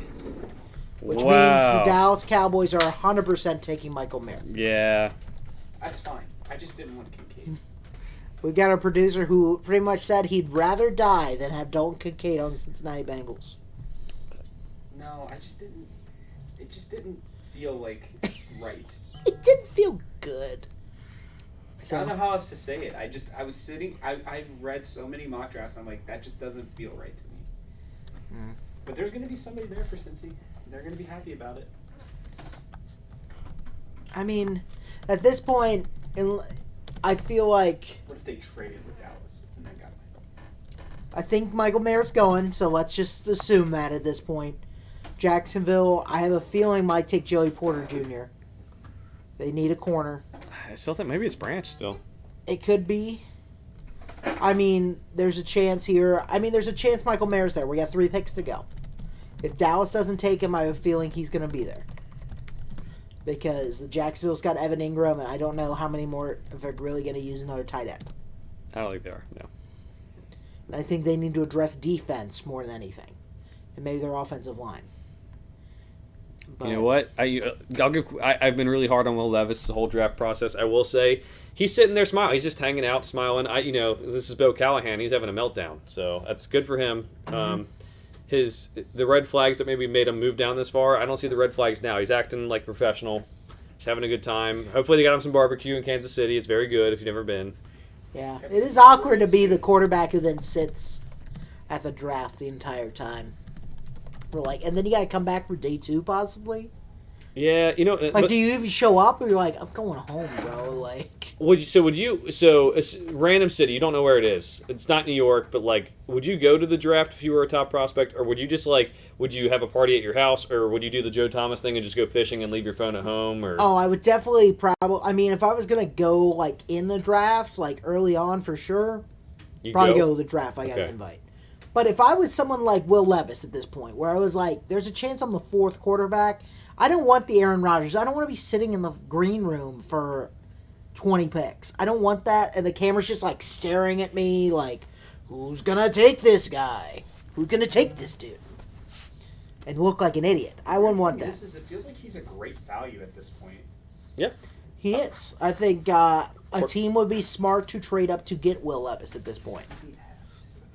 Our producer Ben, who hates Kentucky, is just saying he's going to be butt because I've said He's fuck gonna a be couple butt. times on Because this. He's he- going to be ass. he has not watched college football or tape on Will Levis, so I will just take that with a grain of salt. I mean, there's But I think it's good value here because quarterbacks rise. I mean, he's like the 40-something player on my board, 41st, I think, or whatever. It's at pick 25. If you're taking a quarterback, that's good value. I'm sorry, it's good value. right. I don't know if it's going to be the greatest like quarterback of all time, but we'll see if someone trades in and tries to get them. Right. I mean, let's think about last year's quarterback class. Let's go through a couple of those quarterbacks real quick and say if you would take them or Will Levis. Blake Willis, no. Kenny Pickett. I would probably Will Levis and Kenny Pickett. I So, think are pretty same. Sight unseen, I had Will Levis above Kenny Pickett coming out. After we've seen Kenny Pickett for a year, pretty solid. Like solid. I'd take Fine. Kenny Pickett. Yes. Oh, Yeah, the just Bengals stacks there, of too. hats. Malik Willis. Definitely No. taking Will Levis. Yeah. Let's do 2 years ago. Who was a second round quarterback? 2 years ago. Well, we've missed. I mean, didn't miss him, but last year's class, Zip and Zappy. Okay, yeah, Bailey Zappi. I don't know. That's a tough one. I take Will Levis over Zip and Zappy. I love Zip and Zappy, but they're not giving him a chance, man. No. But give me a second round quarterback from the 2021 draft. 2021 draft. Let's see. Like Kyle Trask? I think they said 3 years ago, but I would take Will Levis over Kyle Trask any day of the week. Yeah. Kyle Trask is not good. I'm trying to think. And watch, he now he's a Hall of Famer, so just bet on that if you can. And they're showing run blocking highlights of Dalton Kincaid. Wow, the rarest of rare. He does have a lower back injury too. He's been all cleared for that, but that's a little concerning for me too. Just if you start with the back injuries, that's part of the body where usually it just kind of piles up. But I really do like him as a player. I saw like Daniel Jeremiah have him at number 11, and I'm just kind of like, really? Yeah, I saw him mocked to the Packers at 13 and 15 when they were 15 and 12. I mocked him to the Packers because I was like, everyone says he's going early, so I'll mock him early, Yeah. I mean, we'll see. I mean, what kind of dynamic do you think this really adds a huge dynamic to the Bills' offense? No. I would have rather. Yes, the running backs are gone, so you can't get the running. I'd rather have a running back to take the pressure off Josh Allen. He got hurt last year. The season went downhill right after that. I'd rather have a slot receiver because I'm not sure how much I believe in Khalil Shakir. Mm-hmm. I guess all of them went on a run, but you also traded up. You already knew that when you traded up for the pick, so I don't know. I think it's okay. Like your offense will be a little better, right? But not amazing. Not amazingly better. Not that big of an impact. I don't know. Yeah. I mean, they trade up to get their guy. They trump maybe the Cowboys. I'm gonna give it I think the value's there. I'm gonna give it an A. I like it. It's really all conjecture and projection anyway. I think the Bills, it's in our offensive piece. Maybe it helps. So I like it. I think it's a weapon. They need it. It's good value at this point in the draft. I think that's a fine pick, and I would have preferred Mayer though. There he is, Michael Mayer in Independence, Kentucky, right down the river. Yes. That's where I got my license. That is correct. I have Mayer mocked to the Cowboys. I talked to someone who's familiar with the Cowboys, and I said, who would you take out of like a list of 5 prospects? And he said, Mayer's not getting past the Cowboys. And I said, F you, he needs to be a Bengal. Direct quote. There's Jerry in his very Thank you dark. for showing your true colors. It's there. kind of like being in the Death Star in the Cowboys locker room right now. I liked the war room where he was on the yacht. I'm Yeah. gonna say it's way better than the Death Star. Yeah, he looks like he's on the Death Star. And they killed that. Wasn't that the draft? Was that Micah Parsons' draft? They killed that Yeah, draft. that and was a Trayvon good- Diggs, That the second was round. the CD Lamb draft. That's 2020, right? Yeah. Either way, the CD Lamb draft was not bad either. They stole CD Lamb from the Eagles, so Was that the Jalen Rieger draft too? yes, it was. I Then just want you to know the the Eagles discourse. panicked and bought Jalen Rieger. The discourse is that the Giants sniped the Cowboys taking Kincaid before Mayer. Cool. So that's like the consensus. I'm just giving you talking points. Yeah. We've been on the air for 4 hours. Has it really been 4 hours? We haven't had many awkward silences. We actually probably have less awkward silences this year. Yeah, it's true. He's considered baby Gronk, by the way. I think that's actually fair for him because he is, like, Gronk wasn't ever the most athletic tight end, but he makes, great catches. He blocks. He can play split out wide, but he can also play on the line. They're comparing him to Jason Witten. That's fine too. Gronk is a better version of Jason Witten. So, Yes. but no, I think that's fair. I think it's do a little bit of everything for you, and that's why I like him for the Bengals, because he doesn't have to be an elite receiver like Kyle Pitts was coming out. He just needs to he'll get open touches, and he's way better than anything they've had at tight end since Tyler Eifert's one good season before he got hurt. Yeah, exactly. So, I mean, I think this is a slam dunk pick for the Cowboys. I'm not going to lie. You know, they don't re-sign Dalton Schultz. They don't have a ton of holes.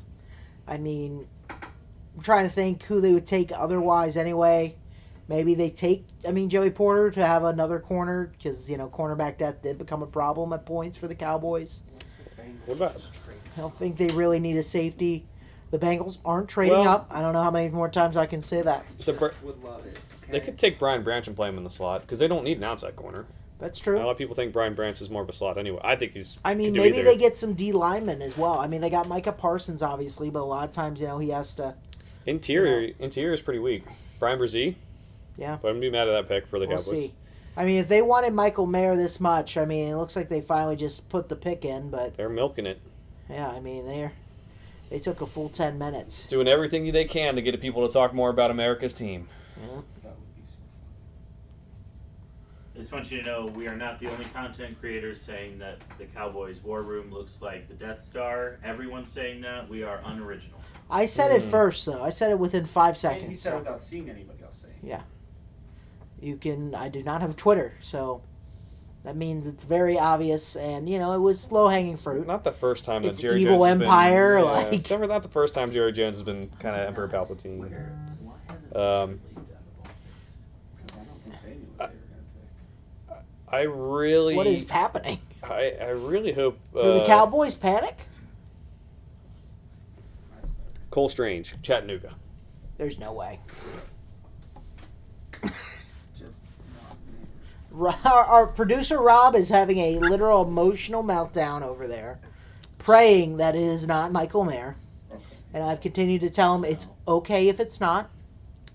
And someone in our Google Sheets is putting Will Levis to the Cowboys as a funny joke, so that's Very funny. very funny. Who's doing that? It is the person running social media tonight. Is it Jordan? No, it's Greg Leck. Oh, it is Greg. Greg Leck. Shout out Greg Leck for running our socials the last 5 years Hey, of Greg, drafts. I We love you. that. You keep that up. We love you. But no, please don't mess with my sheets because I use this for content on the site too. So that's a big thing. Do not put Will Levis there. Oh my God! Relax, Joe. Producer Ben doesn't work very hard, so that's why he's telling me not to worry about it. Can we get this pick I'm announced? trying my best over here. He's digging hard. It's only the Dallas Cowboys, like I the know, most. That's what I'm saying, dude. You know what? I should stop. I know it's going to be. I just need to accept it at this point. I feel like. It's fine. See, It's this fine. is the thing. I feel like it should be, It and looks like Maisie Smith what? is what I'm getting. Mozzie Smith. huh? Mozzie? Yep. Okay. I mean, they do need interior defensive line help. But he's kind of a I have second just round. big nose tackle. That's not really that much of a push. It is. Right. It's- Mozzie Smith. Mozzie Smith. Oh my gosh. They're not going to take him out. They Or said- they're going to get jumped. I mean, they could get jumped. If Jackson wants to trade down a third, how many times do you see teams trade down 3 times in a row? Other than the Patriots. Not that often. So I think this is a reach. Personally, other people have Mozzie Smith. It's like a first rounder. I have him down at 62 on my big board. I think would make him the biggest reach all night. It fits a need. It's cool. I think they it's from what it sounds like they wanted Dalton Kincaid and went to their next option. I'm probably going to give this move a C. Like, he's an okay player, but it's a reach. So that's where I'm at with it. No, absolutely. For me, I'm giving it a C. I look at this and I go, he's a run stopper, but he doesn't really offer that much for, pass rush. Which, if you're looking at dominant nose tackles, that's what you want out of a first round guy if you're going to spend it on a guy like that. Because there's plenty of guys you can find out there that are run stuffers, but I don't think he's truly dominant as a run stopper. You look at the Bengals with DJ Reader. DJ Reader is absolutely unstoppable at that nose tackle position, which takes up multiple blocks and still provides a little bit of pass rush. And that's what you need out of a guy like that. Mozzie Smith, I don't see the speed. I just don't see the measurable, just don't see it on tape at all. So I think he's a reach. I think he's a second round pick through and through, and I got to give it a C. I mean, if I were them, I would have taken Michael Mayer in a heartbeat. Right. I mean, you lost Dalton Schultz, and they have a couple guys they kind of like, but you're not going into a tight end next year with like one of the worst tight ends in the league, probably. Absolutely. Not very encouraging for a team that lost their offense, let their offense coordinator walk because, quote, he wanted to score too many points. What's the job of an offensive coordinator? It's not to score points. So He wanted to score too many points. I've never heard that being a problem for an offensive coordinator. All Kellen Moore wanted to do was score points, and I guess Mike McCarthy is so old school. He's like, we should kill clock too. And it's like, well, if the choice is score 7 points or score 0 or 3, I'm taking 7. Yeah, so it's like I'd rather score 52 points and keep giving them the ball back. Is Tom having a meltdown? Yeah, we gotta check. Yeah, we should check that out. Friend of the program might be melting down. He'll probably be, oh, it's okay. I don't think he'll melt down like he has in the past. See, that's my favorite of the sneaky meltdowns. I like to call the internal meltdown. Yeah, the one where at first he's trying to be okay, and then it just gets worse and worse by the minute. You know what's gonna happen, dude? Jacksonville's gonna fucking take him, aren't they? I mean, if they don't like Evan Ingram, then I guess they could, but they just signed him. So Tom tweeted fatties only, so maybe don't say that. That's his You know, hashtag. we're not going to talk. Yeah, actually, I'm low key kind of excited for this new Transformers movie. I might actually go see it. I've heard it's terrible already. Is it already out? No, but there are people who have seen it, and they're apparently saying it's bad. Who? People you trust? The internet, so no. Oh. I'm just telling you that. I think I'm just really drawn in by the designs looking more like the actual traditional characters. Are we gonna say we don't trust the internet when we leaked pics from the internet all night? That's see, if you don't. Also, if there's one thing the internet loves hating, it's Transformers. This is a pre-warning before the Bengals pick. If they do take Michael Mayer, I would turn the volume down on your. I would also take any young children out of the room because of producer Rob. If they get Joey Porter Jr. or Michael Mayer, I will be happy. Brian Branch. Or Branch even. Mm-hmm. Well, I would only love Branch for you though. I've got good news, Rob. There's no way they can't physically get one of those players as long as they don't trade down. Now, I will scream though if they choose something not. Nolan Smith. I'd be okay with Nolan Smith or Miles Murphy. Or those two. Yeah, those are two good ones too. But Joe, we know that they have a history of sometimes messing up in these. But they do love their first round tight ends. Tom update. Grade A copium coming from the street. Just. Oh boy. What do you say? It's bad. What do you say? I need to know. It's just copium, just flowing copium. Not my favorite pick, but this is. I'm sorry, I'm not gonna make fun of. I'm not gonna make fun of Tom on the air. Well, so Jaguars. I mean, they traded down, and all the top guys that I have from Brian Branch and Osiris Torrance, they're both there, so they've already done a great job. I mean, you If they think pick the they right take pick. Mayer? I feel like if they were No. going to take Mayer, they wouldn't have risked the Cowboys jumping him for Mayer. Right. I think they love Evan Ingram, and they know that he's not a blocker, but they got more out of him than anyone has. Like It's Anton Harrison. the pick is Anton Harrison, the tackle out of Oklahoma. I'm not super opposed. This is another one of those B picks. Like I'm not super opposed. I'm a little bit lower on him because he lacks any sort of power whatsoever, and that could really be a problem in the NFL with guys who are strong. Right. But they need to improve the offensive line for Trevor Lawrence, and yeah, it's a little bit of a reach for me, but it's a B. I don't know. It's another B pick. A lot of B picks. Yeah, I'm going to give it a B as well. I mean, I look at it and... I mean, there's nothing wrong with it. I mean, at points, Anton Harrison's been mocked to the Bengals at 28. I think, I thought the same thing for them. It's a reach. He's a guy who has the ability to... The pick was just leaked to us, and Anton Harrison's already starting a left tackle on PFF. This is so weird. We live in a matrix. Man, somebody at PFF got the news way Holy. too quickly. But, yeah, we'll see what happens. I can't believe his best available Michael Mayer isn't there, but Anton Harrison is. Mel usually loves the Notre Dame guys. Remember, he said he was going to retire if Jimmy Clausen wasn't a good quarterback in the NFL. Yeah, and anyone who was a Notre Dame fan was like, no, probably not. They don't want to. No. Yeah, Mel, I mean, I'm not going to talk bad about Mel. I mean, Mel has been doing this a long time, but he's starting to get a little out there. Is there a new girl next to Will Levis? That's what I was- He changed girlfriends. He broke up with the other girl. Move up the draft board. She's like, can I stay here next to him? Raiders have to move up for him now. He'd be perfect in Vegas. He would actually be an absolute disaster in Vegas. But this is just... And they're all wearing, like, the same dress, kind of. The girl I keep sitting next to him, they're just in different colors. Well, maybe it's like bridesmaids dresses. Like, he's just married to football. Maybe. That would be a move. That's a power That's move. the move. We'll see. Well, Anton Harrison is the pick. Like we said, B pick. 55 on the Now the big here board. comes time if the Bengals are going to rip Rob's heart out in front of us. Rob, would you like to sit on the viewing couch just so America can see? Go sit down. Okay. Oh, we got to see this. Come on over. Keep it PG rated, buddy. I mean, you can get mad, but You know, I'll even give you a I've been PG this whole PG-13. time. Come on, buddy. Been Come PG on the over whole here. time. All right. put your arm around Uncle Cecil. Okay, You guys like my purple playing socks from off-screen baseball? hosts. Who would you rather see, since both are in need, Michael Mayer or Joey Porter Jr.? Michael Mayer. Higher on the big board. They need a tight end a little bit more than they need corner right now. Corner's more of a future problem and depth problem. I'm going Michael Mayer because I think he could be better than we've had a tight end, and he wouldn't even have to do that much. He's a security blanket, and he's way better than that.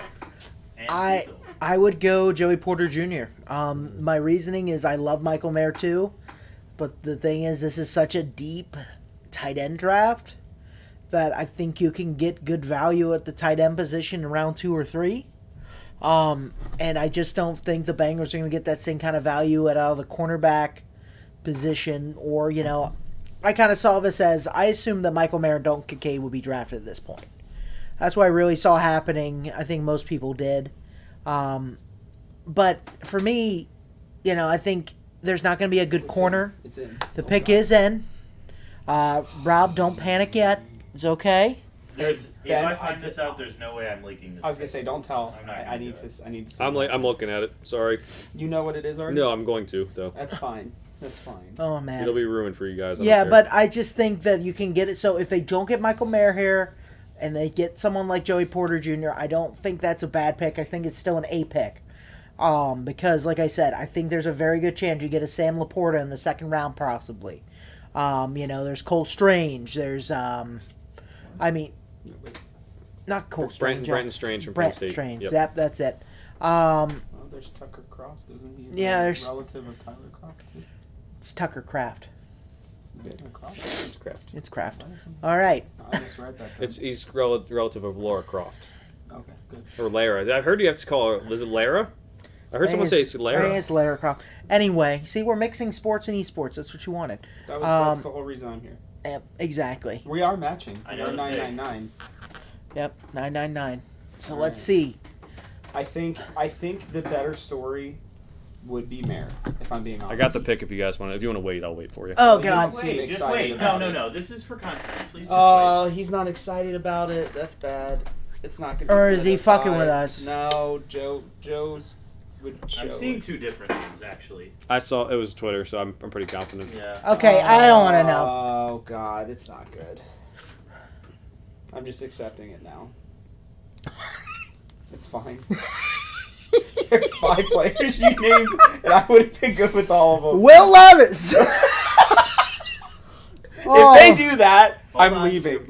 I'm literally. Oh my leaving. God, I'm gonna die inside. I hate this. This is terrible. I fucking hate. Look at that bagel. It looks kind of weird. I'm gonna vomit. This is gross. Who are these people?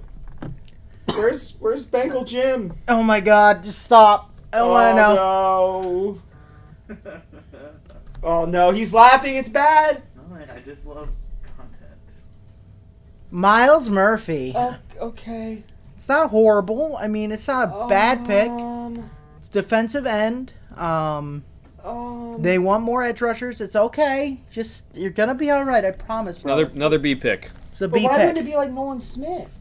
I have Miles Murphy rated higher. Do you? Mhm. Okay, that makes you They feel like better. bigger edge rushers. He's bigger and athletic, so. But is he gonna actually do like we were talking about changing the dynamic of the team?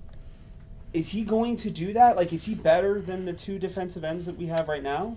I don't think Sam Hubbard's good, man. I don't think. So he's good. here's reality too. Here. So Sam a Hubbard's lot of very, what we very were talking average. about is interior pass rush. You moved Earlier, Sam. yeah, Sam Yeah. Hubbard. They've talked about it for years. The problem is that they really had no one better to rush from the end than Sam Hubbard, who is not a great edge rusher.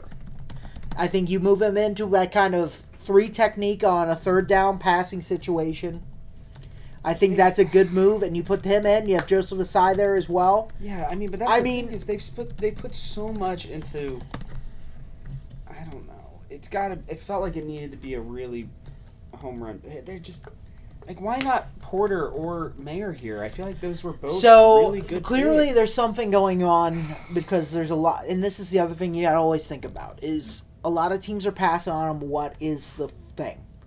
Michael Mayer, I think, is falling victim to he athletic testing wise does not jump off a page. True. He's That's a not good point. terrible at anything. He's not sitting there.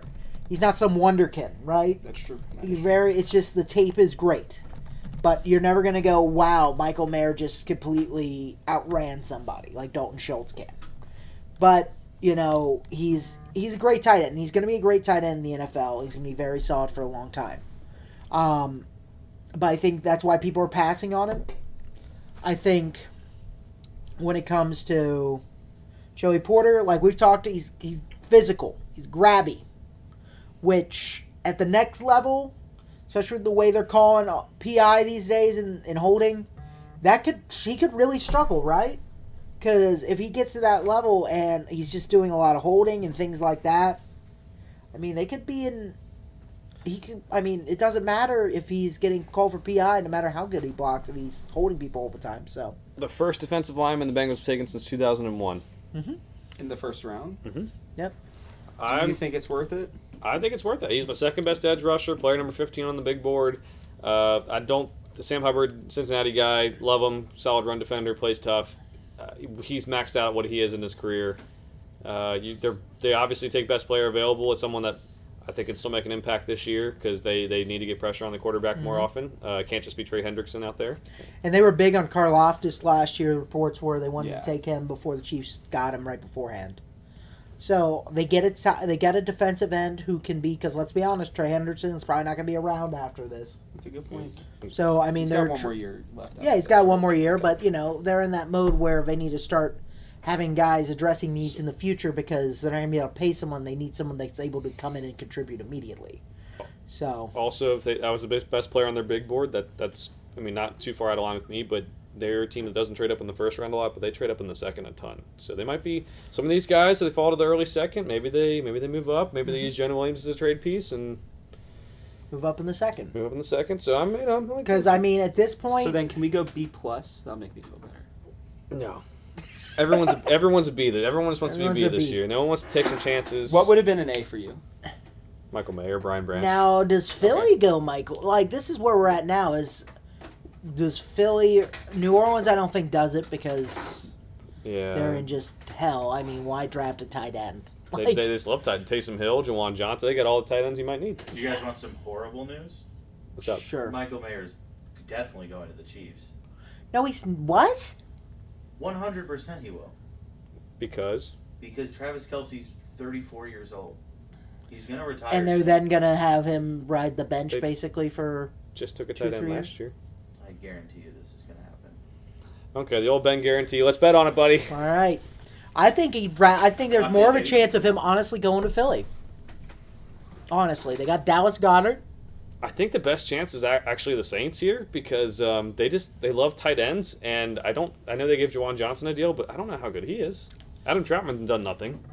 Yeah, Michael Mayer goes to the Steelers, opening part of the second round. I don't think so because they just got what's his name? The tight end they just drafted 2 years ago. Wait, what team? Steelers. Freiermuth. Freiermuth, yeah. I don't think they're gonna have 2 tight end sets. True, but Steelers are a team that usually is best player available. and they do love Notre Dame players historically. Yeah, Stephon Tuitt. Apparently, the Bengals did do a top 30 visit with Miles Murphy. Yeah, Those are all announced. yeah. They did. Brian Brees for the Saints. Brian Brzee out of Clemson is the pick for the Saints. This is a guy who had a bad 2022, but I think there was off the field issues.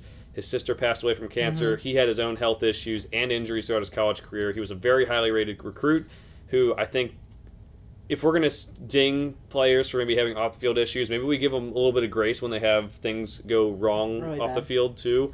And I like the pick. I mean, they've taken a lot of edge rushers in the past several first rounds, but getting better on the interior I think is important. So, I mean, I'll give this pick a B+. I like the value here. I like Brazil better than most because I do think he was just dealing with a lot and still has a lot of talent. Right. I mean, I like it too. I mean, he was a 3 technique. That's something that mocked to the Bengals as well. I think he can be a guy who's shown some, interior pass rushing skills, which is very much needed in the modern NFL. I mean, I think this is the range he's supposed to go into. I mean, Yeah. I saw some, he goes early in the second at the latest, so I'm going to give it a B. I mean, it's a solid pick. They need defensive help. Shore up the defensive line a little bit. I mean, there's nothing wrong with this pick by any means, so I'll give it a B. It's a solid pick. Just like everything's been this first round. It's been a solid draft. So I'm pretty high on gonna be okay. Michael Mayer and Brian Branch. I'm most surprised Joey Porter's fallen, honestly. Out of all the people on the board, we thought the corner class was great. We thought he was one of the better corners. I'm most surprised that he's falling to the second round at anyone. No, I think that's very fair. I'm trying to think. Is the knock just he's too physical? I think it's that he doesn't have the long speed to keep up. So it's one of those, he's very physical. I think he ran a 4.49 at the combine, but we saw that this combine was the fastest times ever for everyone. So it's just is his play speed enough to keep up if he doesn't win in press? And he wins in press a lot. He can, very good ball skills. I think he can really throw people off their routes. But can he stay with the vertical threats in the NFL? Like, you might have to move him around to cover bigger receivers rather than, like, if he goes against Tyreek Hill, is he going to be able to stop him? Maybe if he gets his hands on him, but that's tough. Yeah, it's true. I mean, is there a chance that possibly he goes? I mean, there's a chance Joey Porter Jr. goes in the next 2 picks before the Steelers, and I think there's a very good chance he goes to the Steelers in 33, obviously. Right. I'm hoping he honestly, at this point, I'm hoping that the Chiefs or Eagles pick him just so the Steelers don't get him. Right, and the Eagles still have the luxury of taking whatever the heck they want. Yeah. I would say running back, but not right now. Is a need. I think slot receiver because Quez Watkins didn't play too well last year, but all the receivers just came off the board in 4 picks in a row. I think So safeties, Brian Branch is definitely in play. Yeah, it's true. But they signed Terrell Edmonds, but they lost Chauncey Gardner-Johnson, so they still could use another one. Offensive line, they love building in the trenches. I've had to guess. I think this pick is Nolan Smith. That's a good one. I kind of People thought he would mocked be. him at We 10, yeah. we talked about him at 10.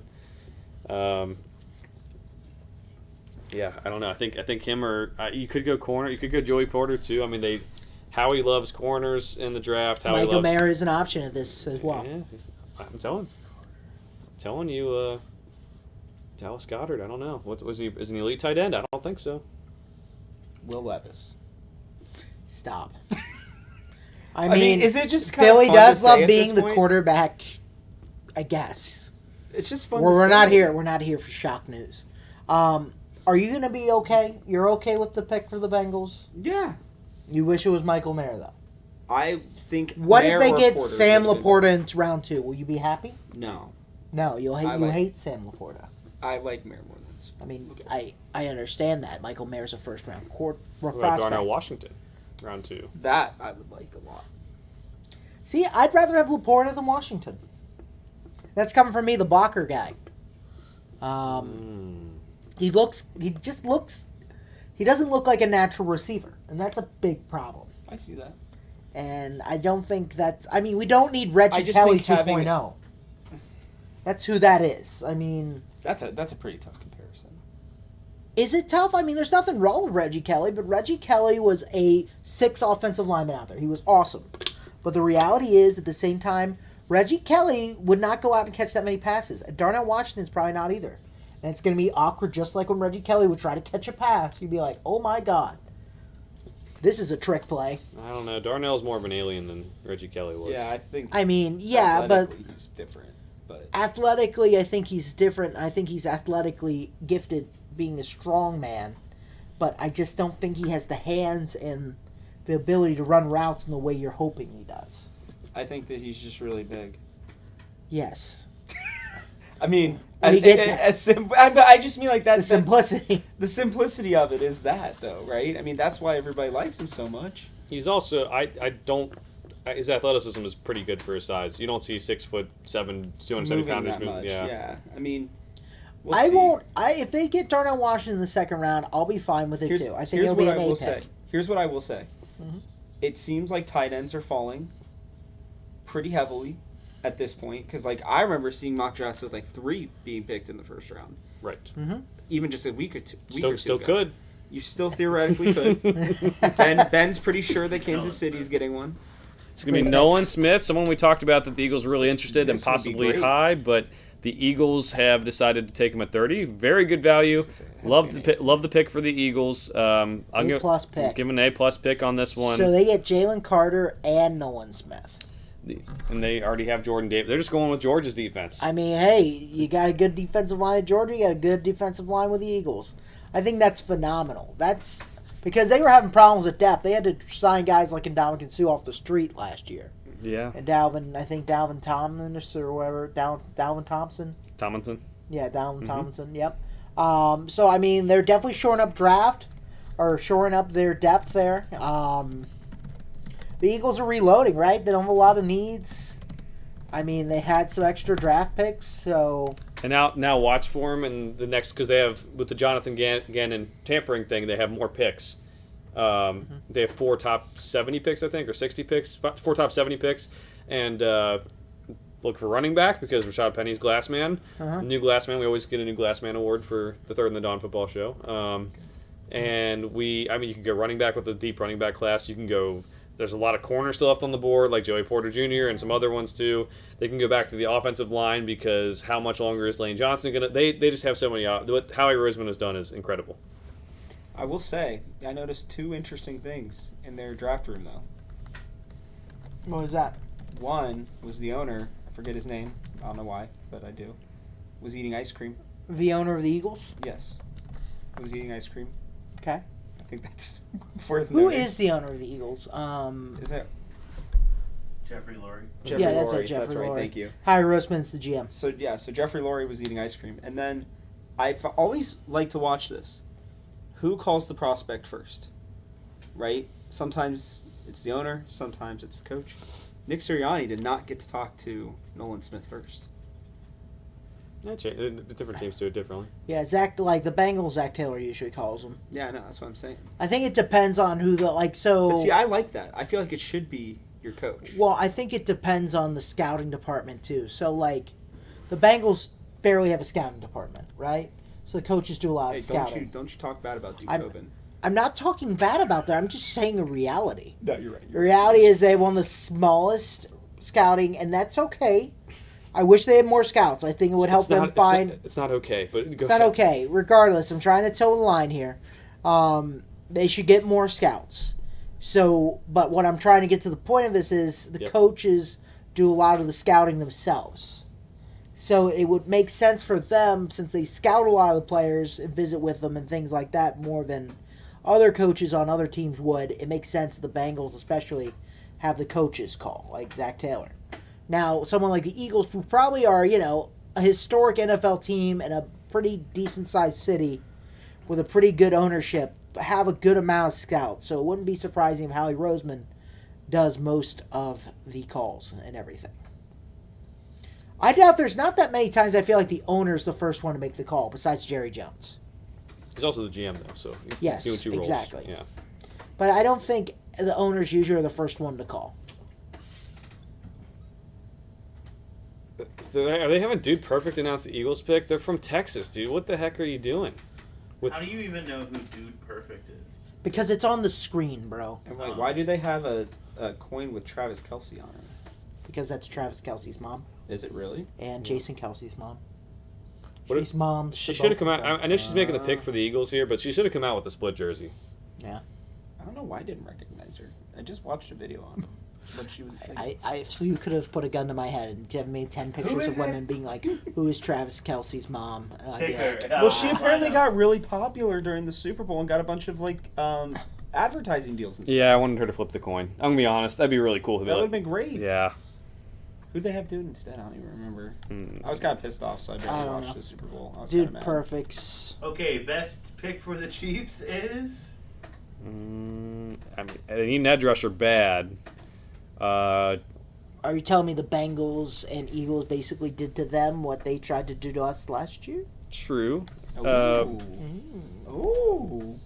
Keon White out of Georgia Tech's next edge up for me. Ooh, that's Out of interesting. Tomiwa Adebawore. But those two guys are like power guys. Isaiah Foskey. Isaiah Foskey. They just took a power guy last year What a day. with George Karlaftis. I think they might want someone a little bit more athletic. I don't. They could go safety. They could go Brian Branch. I think that'd be a great pick. A lot of the defensive linemen are gone that were within range. I gotta admit. Are the Chiefs That's crazy. going back to the Super Bowl this year? Yes or no? I'm picking Bengals. I'm also hoping the Bengals. I mean, I've never picked the Bengals before in my life, and I I'm think the picking Chiefs Bengals. lose in the divisional round this year. They got a lot to. They need wide receiver help. They need edge rusher help. Wild prediction. They need I don't think it's safety that help. wild. I mean, I mean, if they one- draw one the bad day of football. so divisional, they draw the Bills or the Bengals possibly. I see. Here's the thing. I don't think the Chiefs get the number one seed this year. Okay, so who? If they don't get the number one seed, they have to play either Buffalo or Cincinnati probably in the divisional round. Who do you think the fourth team is? Just out of possibility, if the Bengals and Bills are 2 and 3 in whatever order this year, who's and Chiefs get 1? Who's the fourth? Do you think it's the Jets? I guess It's the AFC South. Oh, so who do you think gets to the division round? I guess is the better question. Ooh, great Is it question. going to be the Jets? Who's going to be the fourth team left? Chargers will so the Chargers will probably be they play the 4 seed probably. That's the thing with the AFCs. I think it's all dependent on matchups these days. Like if you're the Fifth. Bengals and you have to go through the Bills and Chiefs every year, how many times are you gonna be able to do? Like hypothetically, yes, but like if you can avoid one of them getting the 1 seed, Right. would be nice. It helps you out a lot. But if they're playing, like if the Chiefs end up getting the 1 seed and play the Jets, I'm taking the Chiefs. If they play the Chargers or the Jaguars, I'm taking the Chiefs. But if they have to play the Bills or Bengals, then Maybe that's not. a whole other Yeah, thing, maybe right? not. We'll see how the really season it's goes before I predict divisionally. that. But I'm still taking the Bengals and see how it goes. But I think they're lacking. They need another pass rusher. No more Frank Clark. Great. We'll see who they address in this pick, but I don't think they're going to be able to get a good edge rusher now. Maybe they get somebody in the bottom of the second. There's no good receivers for them right now. I could see them taking like Jalen Hyatt and just saying, "Hey, run fast," just like they did with McCole Hardman, and it'll never turn into anything. But I could see that. I could see that being the pick based on their past history. I mean, do they need an offensive guard? Do they take someone like they might Sar- need a right tackle. Lucas Niang's starting there. He hasn't really played that much in his career, and Jawan Taylor's getting his first ever experience at left tackle. So right? not many tackles left on the board. Do you think they maybe go? I mean, There's no. I mean, the interior is great. there's the defensive tackle out of Northwestern, but they've already got a defensive tackle. They need another one. Yeah. Chris Jones is good, but we get to Oh, see God. the Lombardi trophies. I just can't stand them so much. And they get to grandstand because it's the last pick of the first round too. So It's they like, so annoying. oh, that's rough. Oh, remember? Yeah, Orlando Brown They're is showing gone. key losses, and it looks like 2 good players, another solid one. I mean, Yeah. They didn't really get anybody. Oh, dude, they're not pretending that there's going to be a third one. God, there, I right? really just. Okay, I just. We're salty. So guys. It's okay. I We mean, get it. sure, I'll admit I'm salty, but let's be honest.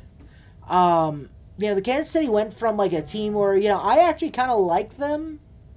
When Patrick Mahomes first came on the scene, to now they're just like, they are like weird and like. That If guy somebody didn't even put leaves it in their the right team, spot. that person is trash, basically, if you're a free agent that leaves Kansas City at this point. well, don't be talk. I mean, the Bengals fans do that every time someone leaves too. That's true. I'm Joe- not going to say we're gatekeepers, and it's a problem. Jonah Williams demands a trade. I don't want that guy ever to line up in an That orange guy and black was ever garbage. again. It's garbage. Or when CJ Uzama left. Yeah, it was a mess. They do this. Yeah, but it's just like, this shit. Like, what is this? The tomahawk chop. No, not the tomahawk chop. Putting the Lombardi trophies out there, and then a third podium, like... Can you that's imagine? Okay, so I agree with you because you guys don't like the Cowboys. Can you imagine the Cowboys, even though they haven't won in a while, they brought up their like 5 Super Bowl trophies and just like look at this. Everyone would be like, man, I hate these guys. So if we're going to have the same energy, let's have the same energy for them too. Yeah, screw them. I like it. I agree. Yeah. You know, Cowboys fan. I'd rather put up with Cowboys fans at this point than some of the Chiefs fans. I would agree. The Cowboys say it's their year every year, but they we get some fun times when they troll some of our friends in the business, so it makes it more fun. Well, and Cowboys fans are a lot more depressed. Well, you know, Which is true. I think that they're in the South. They get a lot of sun down there. I don't think it's true. Get a lot of go out and have fun in Texas. Well, I don't mean depressed because of anything outside of just their team. True. Well, and Emperor Palpatine's running the team, so. Would you rather have Emperor Palpatine or Darth Brown? Sidious. Just kidding. Most years, Emperor Palpatine, because he actually spends money and goes Yeah. for it. Even I'd rather have someone who takes chances. He certainly does spend money, doesn't Yeah. He does. He loves spending money. Pick is I will in. say I'm surprised there were no trades in the last 3 or 4 picks there. Yeah, to I get was up for expecting Will I Levis, thought somebody would go for Will. Will Levis would have been, I think, getting the 5th-year option on him. I was expecting this pick to be like someone to trade up into these picks to get Hendon Hooker. Maybe did they forget that there's a 31 instead of 32? That's it. That's what happened. The entire. Well, Oh, then The there's no Dolphins ownership. screwed over everybody. Be like, yeah, where were the Dolphins picking? the producer Ben was saying it's going to take the same amount of time as last year, even with one last pick. And producer Ben. He's not always right, but he's sometimes right. He's 70% of the time right, Good job, producer Ben. unless it comes down to one of Can his we favorite just call teams. you that all the time now? Is that gonna be your new nickname, Producer Ben. producer Ben? Isn't that basically what he does for the website? Producer. Yeah. Ben, are you producer Ben now? I guess Ben is so easy to say. I don't know why you wouldn't just. Stick Well, with I that. had to introduce you. Anyway, I can't wait to do this all again tomorrow for an extra hour and a half. But I don't get to be down here with you. I know. I gotta be over there. You I get gotta be the mic. producer Rob. I mean, why say you can't? or I can just bring my extra. I can bring my ring light, and then we can have it just Ooh. shine right on my face. That'd be, oh boy. Talk about scaring yourself. Oh boy. Yeah, I'm a little scared. I'd be excited. Yeah, you will be. Is it double level? No, it's just the water reflection. Okay, wow, I'm going nuts. I think it's Felix with 2 names. Felix I'm Jones? sorry, it got away. Sorry, Felix? No, Felix Jones, dude, the old running back. Where is it? The Razorback? Is that what he was? He Felix. Yeah, wasn't Felix Jones went to Arkansas, right? he went to Arkansas? Enudike Uzama. Yes. Yeah. Wait, who? Who? Felix Enudike Uzama out of Kansas State. It's kind of a local thing, I guess. They needed an edge rusher. They got an edge rusher. A little bit of a reach for me, but you kind of had to reach at this point with the edge rushers off the board. I like him. I think he might be the streakiest pass rusher of all time. So he'll have a game where he'll have 4 sacks, and then he'll have like 4 straight games where he'll have 0. So that'll be something I need to work on. But he was a very good player. I like the Kansas State players in this draft class, with him being one. Julius Brents, the corner, Deuce Vaughn, the running back. I like a lot of Kansas State guys, but just a little bit of a reach. But they're taking a local guy, and they've won Super Bowls. They don't need to win a Super Bowl this year. They don't have to. Again, the third podium. Like, get 5, you want to share your Super Bowl trophies. Just don't put a third awkward podium there. I don't get it, but putting it at third one is even worse. It is in Kansas City after all. I know, get but it. still. Well, when the Bengals get the draft, oh boy. Yeah, the Bengals aren't ever getting the draft. If Also, the Bengals what- get the draft, I'm not leaving my house. Is it always warm in Kansas Oh, City you're going. by this time of year? Like, it's pretty It's ballsy always- to have it this outdoors like this. It's always wintry in Kansas City. I don't think that's factually true, but that's fine. Well, I thought you were trying to do it. It's always sunny in Philadelphia. No, I was just quite curious about the weather conditions in April in Kansas City. The only thing I know, because recently I've been watching a lot on the weather, a lot of tornadoes. Jesus. You've been We're talk- talking about the weather. How What often do you? need? So you're talking about Florida flooding. Now you're talking about like tornadoes. I told you. How often do you watch the Weather Channel? Never. You know, I didn't care It's this just a thinking. it's on Why a are you on the YouTube weather thing. so much? I was just watching on YouTube. He's a catastrophizer. He wants to see what's coming. You and Mike Trout, man. What is your obsession? Some people say Rob Haynes is the Mike Trout of the game house. Not me, but people are saying. Oh, they brought out the other one now for their pick. And he's not using the white gloves. All right. Oh man. The Hunts. Because it's fake. That's chocolate inside there. Don't worry about that. It'd be funny if somebody went up there and just knocked one down. Not all of them, just one. Oops. Or what if he dropped? This I hate this. Like it's just announce the pick, bro. It's just salt to the wound, man. God. One day we're gonna get one. Just one. Just one. Will you be alive to see? And I'm not like even mad because they're good. You know, I mean Patrick Mahomes is unbelievable. Looks. It's just tough. Yeah, I'm gonna give it a C plus. Dress is a need, but I had him again. He's more of a mid to late second rounder guy. So yeah, it's fine. B minus for me, same range. You know. I feel like B minus. I Sorry. just feel like their needs don't really line up with what's best player available at this point. So they had a choice to make, and unfortunately, even if they went best player available, it really still wouldn't make sense with the team they have because there's just no holes opening anytime soon in most of their positions. So I just wonder if he is he going to be another person who's going to come in and make an impact. right. But I feel like that's a lot of this draft. Well, it's not a deep draft, so That's what I'm saying. It's kind of weird. I think that's what the blue chip guys went off the board pretty early, including Bijan, and then you got down to the second tier, and there was some guy like Christian Gonzalez fell a little bit, and then you get to maybe the positions don't have the biggest positional value like tight end and safety, and they're still there, and I guess one corner who may have questionable long speed. So it's a lot of, as we said, there's no Fs yet. There's a couple Ds I think we had, but it's a weird draft with a lot of differing opinions, and that makes it fun. But you may not be getting the impact players that you think you should get. But there's going to be a lot of good value in the second. See, right? that's the problem though. Is like how there weren't enough first round graded guys probably. There aren't that many second round graded guys.